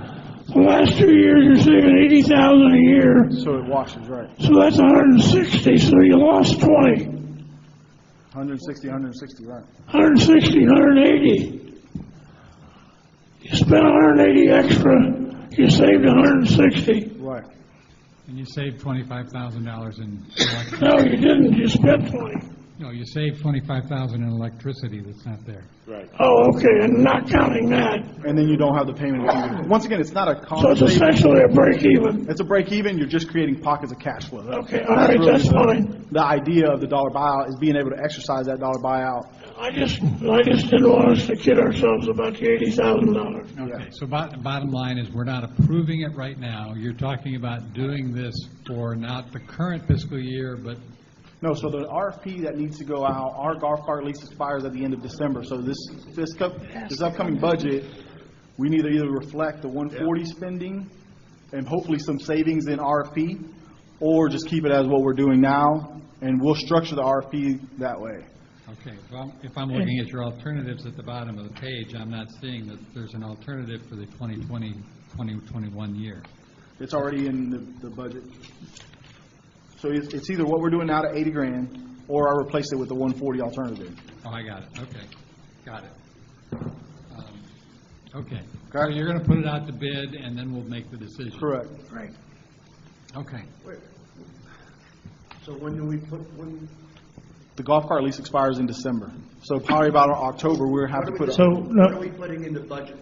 That's all I'm asking. We're going to keep it as what we have now. We're going to keep it at the 80 grand. You're gonna keep 80 grand in the budget? And I'm going to bring you back either the same option or the lithium option for the board to choose at that point, whether you want to go with the lithium option or just keep it as is. And when will this happen? October. Let's put the bed by October. What are you talking about? Yeah. So how do we, if we want to go 140, then what are we going to do? Budget? Do a budget amendment. Budget amendment, yeah. Budget amendment. Come on, can't we have a decision on anything? So I think, This is a capital that we're supposed to decide these things, aren't we? Yeah. The bottom line is, I'd have to agree with Mike, if you've done that good of homework, and based on what I've heard, I believe it's correct, then I'd put Go ahead and go put to- the right number in there. Okay. That's fine with me as well. Because otherwise, we're gonna go back through this and, well, we missed the budget because we decided to go this way. we don't It just necessarily doesn't have make to, sense to me. we don't necessarily have to miss the budget. We may realign priorities, and we may say, okay, well, the $50,000 that we reserved for improvements on Deer Run, we're not going to do this year, and we're going to spend it on. But if we know this is where we want to go, then why don't we put it in? I'm fine with that too. I think it's better for us to be on that side, the 140, and then if we decide to go back to the 3-year, cut it down the budget, but have the budget going into for the lithium option up front. So we'll make those adjustments on the 5-year and the upcoming budget for budget number 2. Okay. I mean, correct me if I'm wrong, we don't do capital again, this is it, right? Or Well, I'm going to update this same sheet. I'm going to update it for workshop number 2, because once again, the capital allowance is going to change. All the numbers will change with all the recommendations from So all we're the going to firms. revisit capital again? Yes. Okay. Okay? And you're going to put the 140 in? Yeah, I'm going to plug in the 140 for 3 years and then leave it blank for 2 years. Golf course improvements, there were some changes there. We got 40,000 for the upcoming year. 50,000 next year includes the bag drop area and the Aqua Tea project, which obviously that may change depending on the master plan. Year 23-24 is we plugged in the Turtle Run restroom there for $100,000, just as a placeholder. The board can decide whether we want to realign that or move that up or not. And then we added $75,000 for a project to light the range for longer extended hours of range use during daylight savings. Where are you, 22, 23? Yep, 23-24 has $175,000 in golf course improvements. Can I go back to 22, 23? Yes. That $15,000 worth of kitchen equipment, why is it not in the, like the other stuff, in the regular budget, the expense budget? So those items That's not cost, capital. it's page We took it 18. out of this year, I think. Page 18, the 2 items in there is an ice machine for $7,000 and a convection Well, it's oven not capital. That ain't for capital. $8,000. It meets the $5,000 yeah, it We means put threshold. $20,000 this year of various items that he wants to buy for the kitchen into the regular accounts. because they were under $5,000. Why would we make an exception here? Because they were under $5,000. This is over $5,000. yeah, Correct. these meet your threshold. Over $5,000. So that 15,000 is nothing, there's nothing below $5,000. No, it's an ice machine for $7,000 and a convection oven for $8,000. Guys have got to be kidding me. I really don't see the difference, but okay. So the 350,000 in 21, 22 for the irrigation upgrades, we're leaving. So we did move that forward. That's the last change that we made. We moved it from 23-24 to 21-22. Obviously, we feel like that's a priority. So we're leaving it there. I'm just asking. That's our recommendation.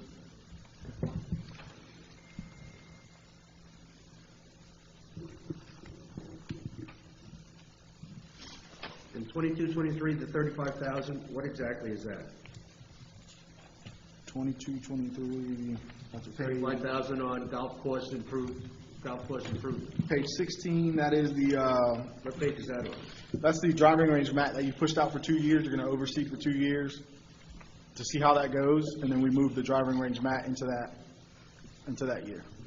Well, you're going too fast for me. And, Page 16 shows you everything going for the next 4 years. well, page 16, you got 35,000 In 22. allocated for the Aqua Tea project, which we said we're not doing. No, that's in. No, 22. that's next year. That was pushed back a year based on the corona. So that 35,000 now is moved? That 35 is 21, 22. The 35 that you're looking at, 22, 23 is the driving range map. Correct. The driving range map? Mm-hmm. The conversation we had at the last meeting was we would overseed for a couple of years, see if that sufficed, and we would push the map back a couple of years to decide if that still was a priority or not. And the turnaround bathrooms are still in there? Turnaround bathroom, we moved into 23, 24. 23, 24, unless the board wants to. We really never picked a year once we tabled it. So, in driving range lighting? That's, Mike can tell you about that. Yeah, so that was something new on there. And it's open for discussion. Obviously, in our prime season, it's getting dark around 6 o'clock. I feel there could be a return on investment. It might take a little while, but there could be a return on investment to find more revenue for the driving range there. In conjunction with getting the snack shack going, I think there are some opportunities there where we could have some events and do some things to start generating more revenue. Obviously, that's something the board has tasked me with.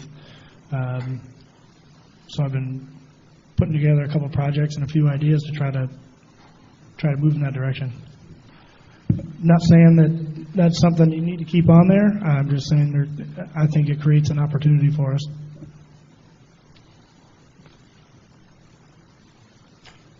For $75,000 worth of lighting, what kind of, that's got to be some powerful lighting out there. What kind of energy? Yeah, so we're pretty preliminary in that. So, I think we could hone that down to a better number. Obviously, we didn't have the time frame to map that out to a perfect number. Energy costs associated with that, I would think those things would spin the dial pretty hard. Well, I know he was trying to get it on the agenda to have just at least a discussion point on it. We're waiting on some pricing back. It would be similar to the setup that's at tennis, but obviously tailored a little more for golf.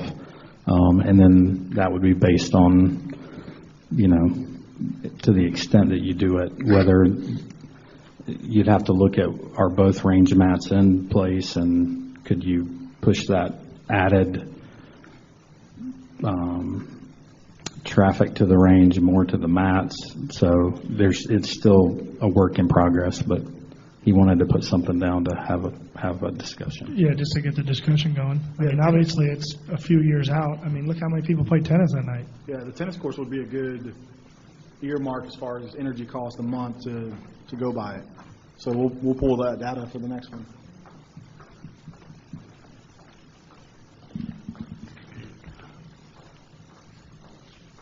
seemed like it'd be a long time for return on investment. It could be, but I think it creates opportunities. You can look at a lot of these other. In my mind, it says, yeah. Wow. Sure, but there's plenty of projects that we're putting in there that have zero return on investment.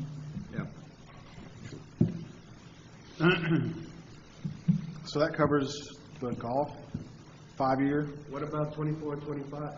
You figure we're broke by that? Did you not want to put anything in there?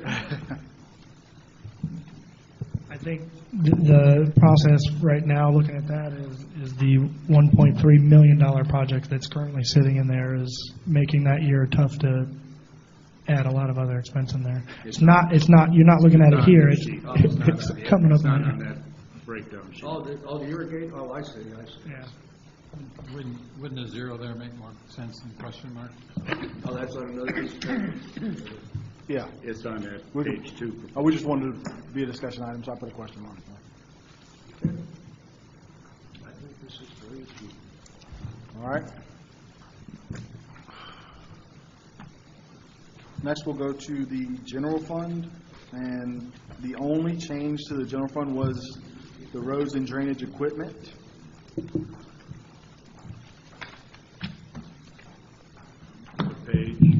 We're on page 2 of the general fund.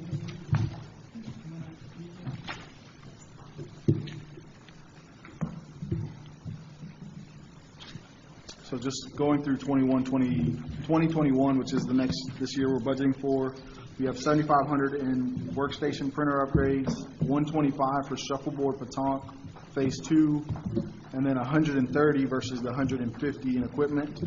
So what we decided is we went back and did some analysis. We removed all the Gator purchases. On page 17, you have a listing of all the district equipment, including Gators. So that number was originally 150. We've gone down to 130. Hold on just a second. Go ahead. On the recreation on the shuffleboard in Petanque. Yeah. We've got the 190,000 in the current year. That 125,000, is that matching funds? If There's not, no matching funds on that. Why don't we have it included in the whole? We haven't submitted it yet. No. It was never a part of phase 1 of the project. This is for the bocce course. Okay. All right. This is phase 2, yeah. I know Right. we need to call it phase 2 or something else, but. All right. But that 190 for recreation. I guess there could be some potential Yeah, I for. know There that could was be in there, but I potential, thought yeah, if there- we're going to, I wanted it all together to get to 50% funding. Or There's potential still at this point. If we move forward with a bocce expansion, which would be a phase 2, then we can still request a 50% reimbursement from RPAC. okay. Yeah, if that funding does take place at the bottom, we've included a few new funding sources. So we'll include, because last year we had 190, but at the bottom it doesn't show the 95,000 reimbursement. So we'll start keeping track, and that'll give us a better accurate forecast of what we're actually going to spend. Because we weren't going to spend 190 on the shuffleboard, we were only going to spend 85,000 of that because we were getting matching funds on that. So we've created that new tier at the bottom to kind of keep track of where money's coming from and who's responsible for the project cost. The challenge is, obviously, as we've discussed, we can't show it as a reduction in the expense. Right. We have to show it as revenue. So it's almost creates a double accounting system for us to keep track of it as a savings. So going back to the change on roads and drainage, it did go down 20 grand. What we did is we were proposing a tractor and a skid steer. Both of those will have now trade-ins that we're accommodating. For the skid steer, they offered us $21,000 in trade-in for our current skid steer. So that reduced it from the original $75,000 down to $60,000. And then the tractor, we're actually going to trade in. We have 5 tractors now on property. We're going to trade in 2 for a new one, and they're giving us $10,000 each on those trades, which brings the price down to $35,000 for the tractor. And then we added this year, we moved it up 2 years, is the mulching head for that new skid steer for $35 grand. Okay.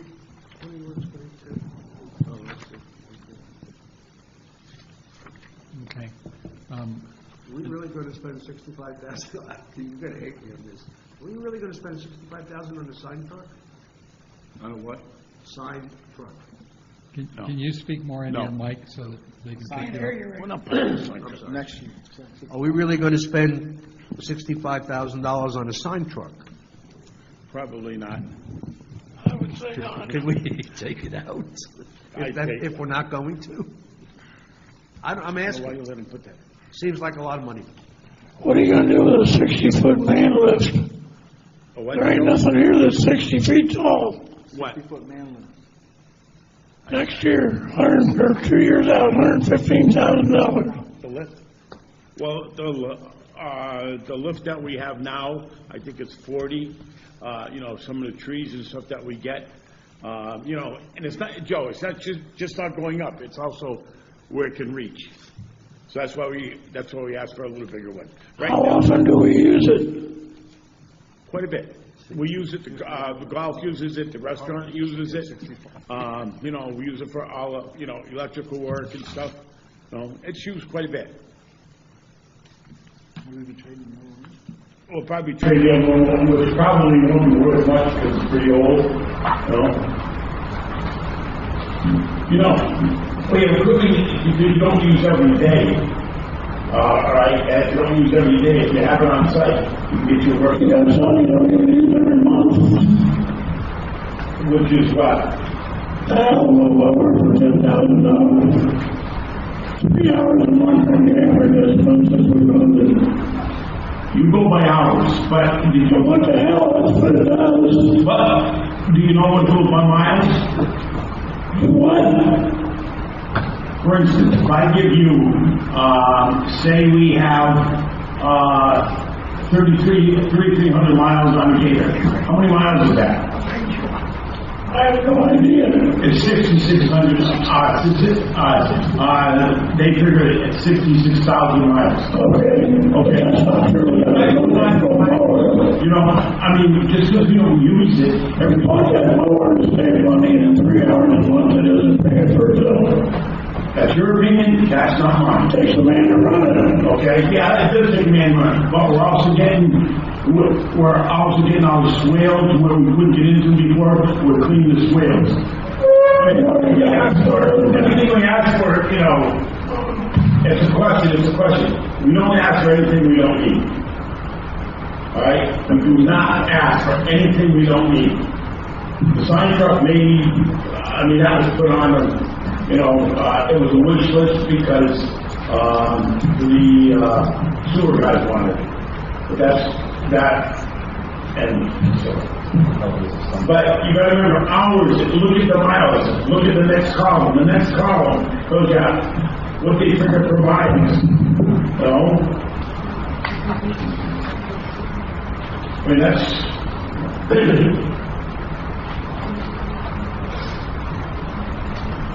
I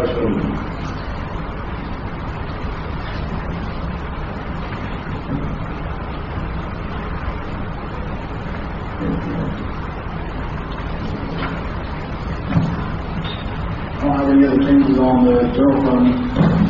I have one to possibly add to the list, because I've heard it several times, and I know what we got here. When was the last time we looked at improving the sound system in this room, and what it would cost? I think it's something we need to perhaps look at for a capital project, is improving the sound system.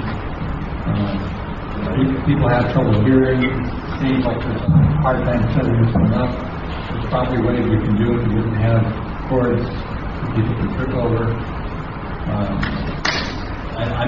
I would recommend we at least look at a sound system for this room to see if it's practical. The modern those speakers look a lot better than these. If you go to speakers, I don't know if they're really useful. Anybody else have thoughts about sound system? You don't like it. In the capital group, we have $500,000 for the district office. Was there, at least I remember having the conversation, I believe, with Andy, that there was a possibility that there was an area over there in the district office where we could conduct these meetings. That was the idea. There's the garage that's to the side of the building that used to house the fire trucks. The idea was to renovate that into a meeting room space, and also several offices as a permanent structure for the board to meet in. That's an idea to utilize that space because it's no longer utilized. Is that what this $500,000? Yes, sir. Yes. And I'm not sure that that's the correct cost either. I mean, it's a placeholder.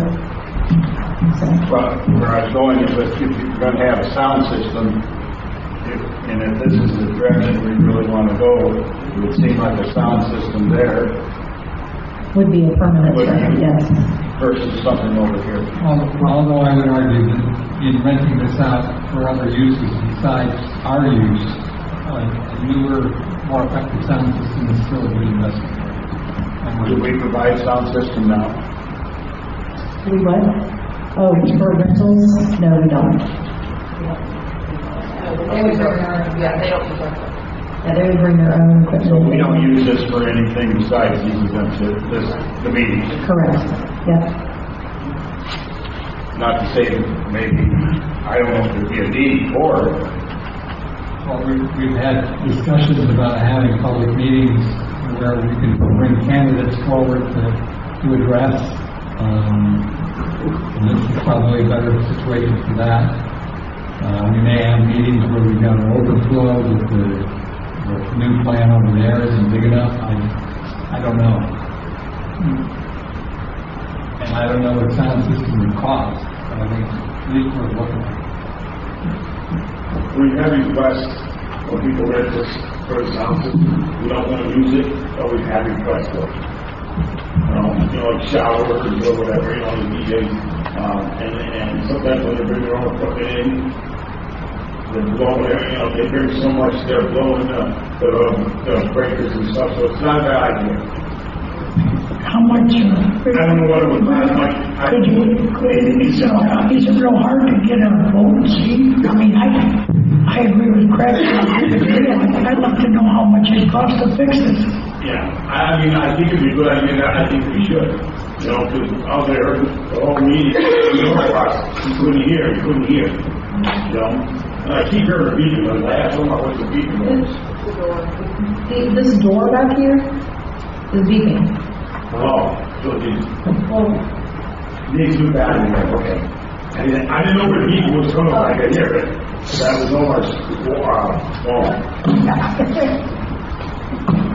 But if it doesn't cost anything, Mike, why don't you? Right. And I think it's a really good idea because there are a lot of questions. Can we use, their sound system? So. And maybe do a little more for them.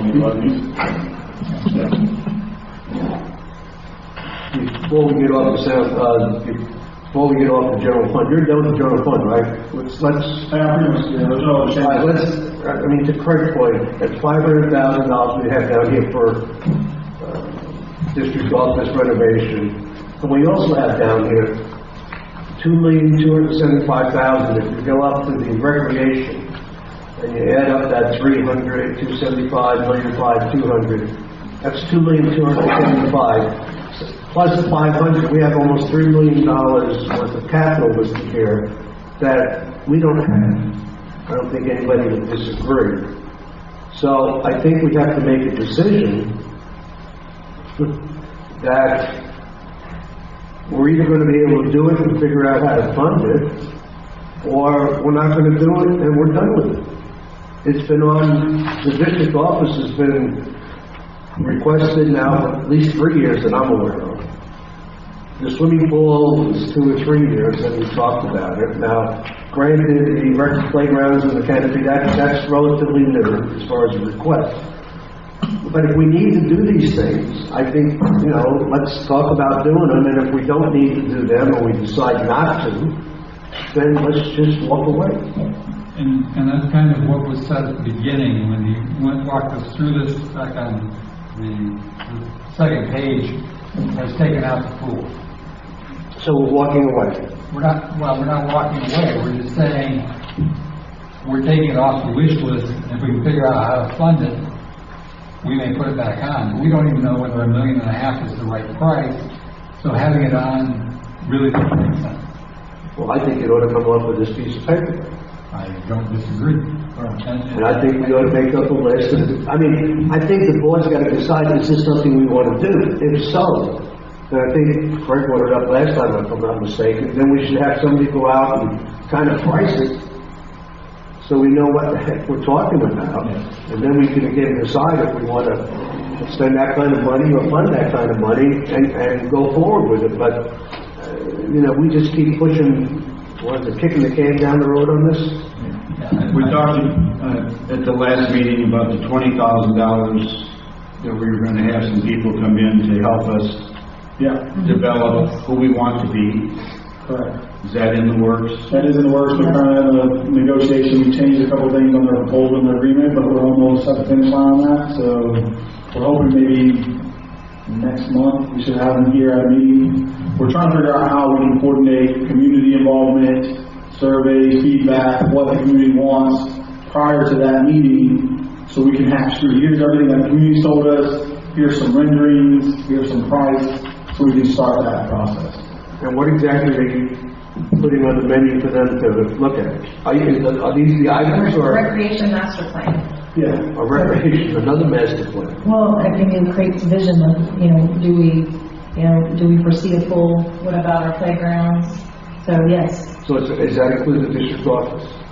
That does not. No, it does not. Well, should we not try and do this all? Other people aren't, that consultant isn't going to do construction for an office building. They want to do playgrounds and landscaping and the drainage. We're talking about the pool, aren't we?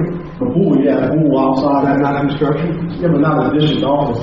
That's not their specialty. I would think that we should do this all at once and either make a decision and be done with it. I thought we were going to get where we as a whole, Sun Lake District wants to go. Correct. What is our vision as to what we want to be? And the district office, I think we know it's not moving from that location. What's going to look like inside is a whole But different. the district office should be included. It's $500,000. Is that what we want? Is it what we want to be? Correct. Over there. Right. If not, then maybe take that out. Yeah. And we do something here maybe. But if we don't know where we want to go, then I said it before, we're not going to get there. Right. I mean, if it takes an extra 30, 60 days, that's fine. Okay, we're talking more than 30 or 60 days, because the group they're talking with plans park areas and recreation areas. So the group that they brought to the recommendation that they do, that we kind of gave them the go-ahead, was for the recreation facility. The discussion we had is what we really need is a master plan for the entire district, which would be more than just the district office, but what do we want to do with all this land and what's it going to be?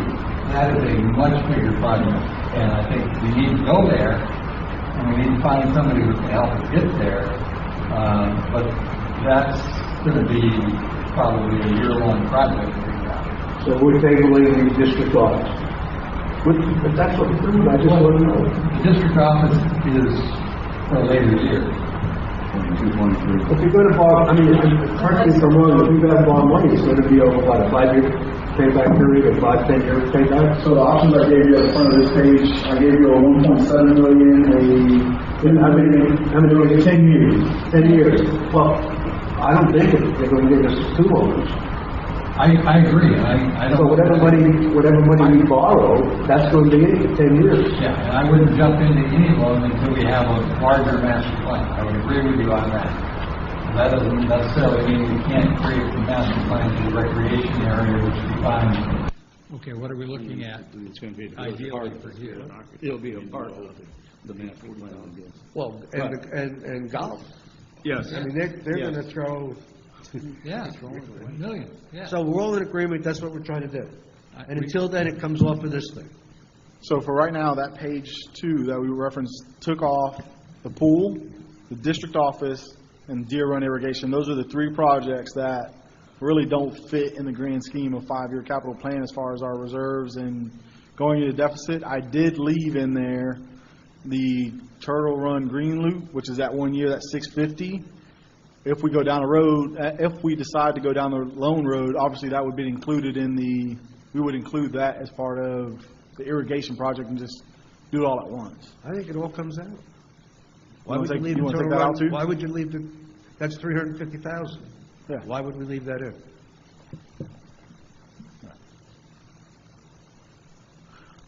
I mean, if we're doing, we're going to, I would take it out. It's out far enough that it could be included in a loan, right? The total run group, Yeah. Yeah, it can be, well, it can be wherever we want it. It doesn't have to be when they want it, it's when we agree to do it. Right. Yeah. So it could be incorporated all into the same loan, yes.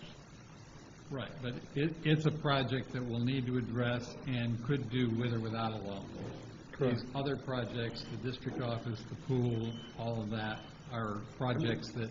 According to this, we don't have the $350,000, that's why I'm bringing it up. Well, in that one year, we don't have it. In the 1 year that you're 600,000 in the hole, that includes the 300,000 for playgrounds, it also does not include any revenue changes. So you take out 300 grand, now you're on that $300,000 Well, we should deficit. take it all out. And if It's we okay. make up 150, you're only 150 in the hole. So we you afraid could to balance be- two just doing that project. Once again, we just have to reshuffle some projects and prioritize what's the We don't biggest have to priority. spend every nickel. If we're going to, all I'm saying is let's be consistent. If we're taking out all the major expenditures, take them out. There's no exceptions. Why would there be exceptions? Because you The only exception to that 350 is that we could accommodate that within our revenues without getting take a it loan. all out and show me how we accommodate it, and then we can put it back in maybe. All right. I mean, I go with that. If we have 350,000 that the board decides they want to spend, Yeah. because we have it, Yeah. you know, I'd rather maybe not take up the rates or not increase this, or, you know, not raise the membership 6%. I mean, there's a lot of things that we got to look at. I mean, I already had people complaining to me about the pool, what's going on with the recreation facilities next year. And that's only $150. No, for sure. There's some tough decisions that need to be made, but once again, with limited resources or revenue avenues, we know assessments don't generate a whole bunch. At 1%, it's 10 grand. Memberships is 10,000 every 1%. Recreation rates was 20 grand. We're not talking about putting a huge dent, but we also don't want to give up a lot of expenditures on the operating side. That's the battle you guys have to tackle. I mean, I'd like to see it without the 350 in. We could always add it back. Yeah, that's fine. I don't know about you guys. I can accept the argument that Yeah, I take the can- big projects out, take the big projects out. So does that include recreate? Like how far, what's considered a big project and what do we take out? Do we take out the 300 grand for recreation for now? Well, no. We're talking about 300 versus Where 350. do you think Yes. we're going to pay for this? Grant funding, we've talked about grant funding in the past, and I believe that's the way that we need to pursue these recreation projects. State of Florida, federal, RPAC, whatever is available for us. The capital plans are designed for placeholders, you know, and if that is an option. So go price it out like everything else, tell us how much the grant money is, and come to We- us like everybody else is and say, this is what we're thinking of doing in recreation. and this is how That's much why we it's hired the cost." consultants. That's why we're going to hire the consultants for that, so. I mean, if you have to get it done. Right now, we're just guessing 300,000 here, and, I mean, not an educated guess, I'm sure. Yeah. But it's still, it's a guess. Swag. It's a swag. It's a what? It's a what? Swag. Oh, swag. And it may well be, when we get the recommendation from the recreation plan, that we decide, you know, we'd rather spend $1.5 million on the pool than we would $300,000 on the playground. And we just don't know. But at this point, if we take it out, then when we have the plan, we know we've got reserves that we can adjust the plan. We'll do that. We do. I don't mind taking anything out because bottom line, since I've been here, it's, before I got elected, the other board had a lot of different plans. And the bottom line is, we make a decision and the next board's going to change it if they don't agree. I mean, we're not doing something for sure for 5 years from now. no. These are just all recommendations, and we spend a lot of time just guessing what might be done for 5 years from now. But, so I don't mind, because to me, it's a year-to-year basis. I don't argue about stuff because I know next year we're going to argue about it. Why do it now? You know, and it's the bottom line is, we're guessing what the next board's going to want. So, That's only because we're not making any decisions. That's why we're guessing. We done. One more to go. One more. So utility fund, page 2 in that fund, there was no changes at all. I just want to recap what we have for this upcoming year. There's $392,000 proposed in capital expenditures there. The first 125 is for the smoke test. We have 75,000 for lift stations. That's 3 different lift station panels that are being upgraded. High service pumps for the water plant, 75,000 to refurbish and have 2 backup pumps there available. The interconnect automatic valve, we've discussed that. Anytime that their water plant loses pressure, we go and we open up that interconnect between Sun Lake and Avon Park. This will give it an automatic function where they can automatically open that based on certain levels being hit, and then there's never any downtime or bowl notices need to be issued. A generator replacement plan, we have $50,000 to buy 2 generators and a survey cart for $22,000. Hey, Mike, how many lift stations do we have? 13 now? 11. 11? 11, yeah. On the lift station repairs, you have nothing budgeted for 24, 25. Is that a mistake, or you don't think we'll have any problems? Well, let me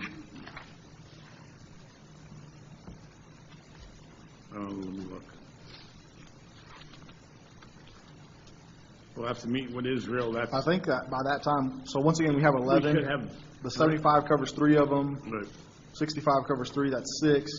2 and 2 puts you at 11. So I think over 4 years, Israel's going to address all the electrical issues with them and then be done. To Mike's point, it's way out there, but Yeah, no, he's already planned out to get them all done by that time. and his high service pumps, do you know what the cost would be to buy them outright versus reconditioning them? High service pump. So we had initially, we were thinking about buying them out. It was $350,000 to buy brand new pumps for that water plant. 350 versus 75. Correct. Is there any benefit to doing it that way, or? The 350, based on Israel's conversation with him, he feels like this is a better alternative. It reconditions the ones we have there and gives us backups versus just having one set of brand new ones. If a brand new one goes down, there is no backup, there is no recourse.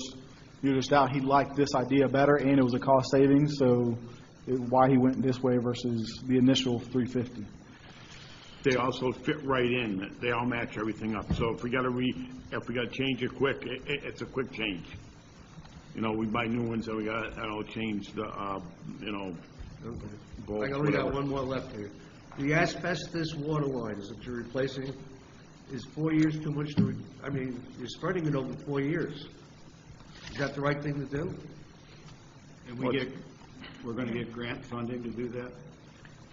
Correct. So we allocated the money down at the bottom from grant funding. Well, we don't know for sure yet, but I mean, the idea is to find a funding source for it, to put in some new lines for Unit 2 mainly, and then where else? Like Catalina area, I think there's some asbestos lines, so we're looking into the possibility of some funding for that. So, How confident are you that I- you'll get the funding? I don't know either way. I don't know if I should say I'm confident. I just say 50-50. I don't know at this point. I think we got a pretty good chance if we apply for it, because the state. If you what? I think we have Apply? a good chance of getting grants if we apply for it. The state and the federal government has a lot of money out there for this reason, so. Okay. So 4 years seemed like I think a long Tanya's time. right. Are we okay with 4 years? Because, if you put a new section in, is the old section going to be effective? They got to run into each other, right? Right, but, we go so far, then next year we'll just continue, that's our plan. Drew's been working on it a little, more than us, and, we've been talking You're about it. comfortable with 4 years? Now, the asbestos piping, we don't remove from the ground or anything, we just add pipe next to it. That's, They allow you? yeah. They allow you to leave Yeah. it in? We're just laying. I couldn't believe it, but yes, they do. Because I know where I came from, we had to remove it. Yeah.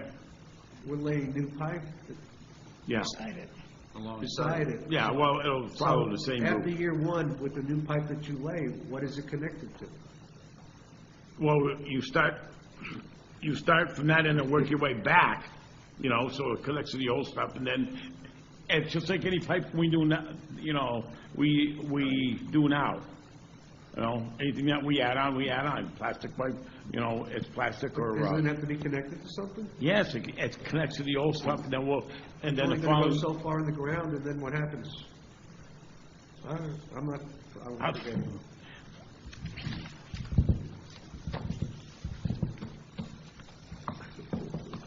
I think I don't know. Doesn't it have to connect to something?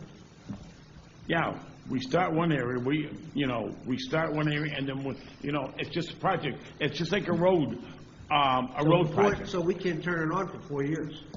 Of course you can turn it on for 4 years. It's not completed. And we're not gonna finish the project in 1 year, no. They connect to the old pipe. It's gonna connect to the old pipe, and then we just, when we stop whenever, we start at the other. You just said you laid a new pipe. But it connects to the old Right, pipe on an right. interim basis. We're not removing the old pipe.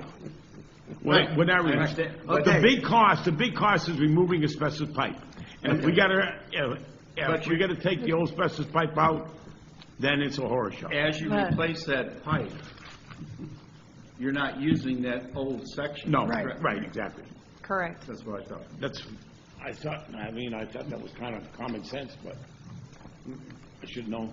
Shouldn't know who you're talking to. I was talking about Okay, I have a question on this one, which is the reconnect. To me, that's a big one that we may need to move forward, and I don't know how clear that 400,000 is, or if there's any funding for that. Is that 400,000 pretty accurate, or just kind of a placeholder? It's a placeholder. I mean, the idea is to redirect the two main, I would say Advent Health, which is our largest water user, to the closer wastewater treatment plant. And that's the redirection that we may be looking at along with Sun and Lake Elementary. Okay. Actually, those two facilities, they run down into Unit 23, which is near Tanglewood. Okay, so that is a redirect of them rather than an interconnect that would feed the two together? Because we've talked about connecting the two sewer systems together. We have, and I think it's going to be too costly from talking with the engineers. I mean, those are numbers I don't even want to bring to you. Okay. So the idea is to redirect flow, which would be to the closer wastewater treatment plant at Unit 4. Okay. So it's a placeholder. Okay. As discussed, my concern is we need to do something with Unit 12, and that's going to require us to do something with the sewer system to develop Unit 12, because that... Or a new one, yes. Yeah. So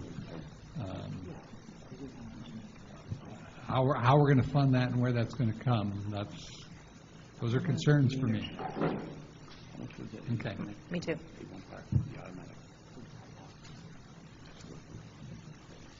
Okay. Anything else, Omar? I think that's it. So what exactly are you doing at the next board meeting? Next one's going to be a As long far as budgets. long meeting. Huh? You're going to get the full golf proposal with a zero subsidy budget. You're going to get the second draft of general fund utility. We're doing total golf. Total golf, total general fund, total utility, and 5-year capital revision with all this stuff removed and new budget numbers. So you're bringing in dinner, or? We're doing it. Dinner, yeah. About his action plan for the restaurant. Did he say we're doing them all? Yep. We're doing it all. And the action plan, survey, right? Well, hopefully a survey. I haven't heard Okay. where we're at on that as of right now. We're having lunch?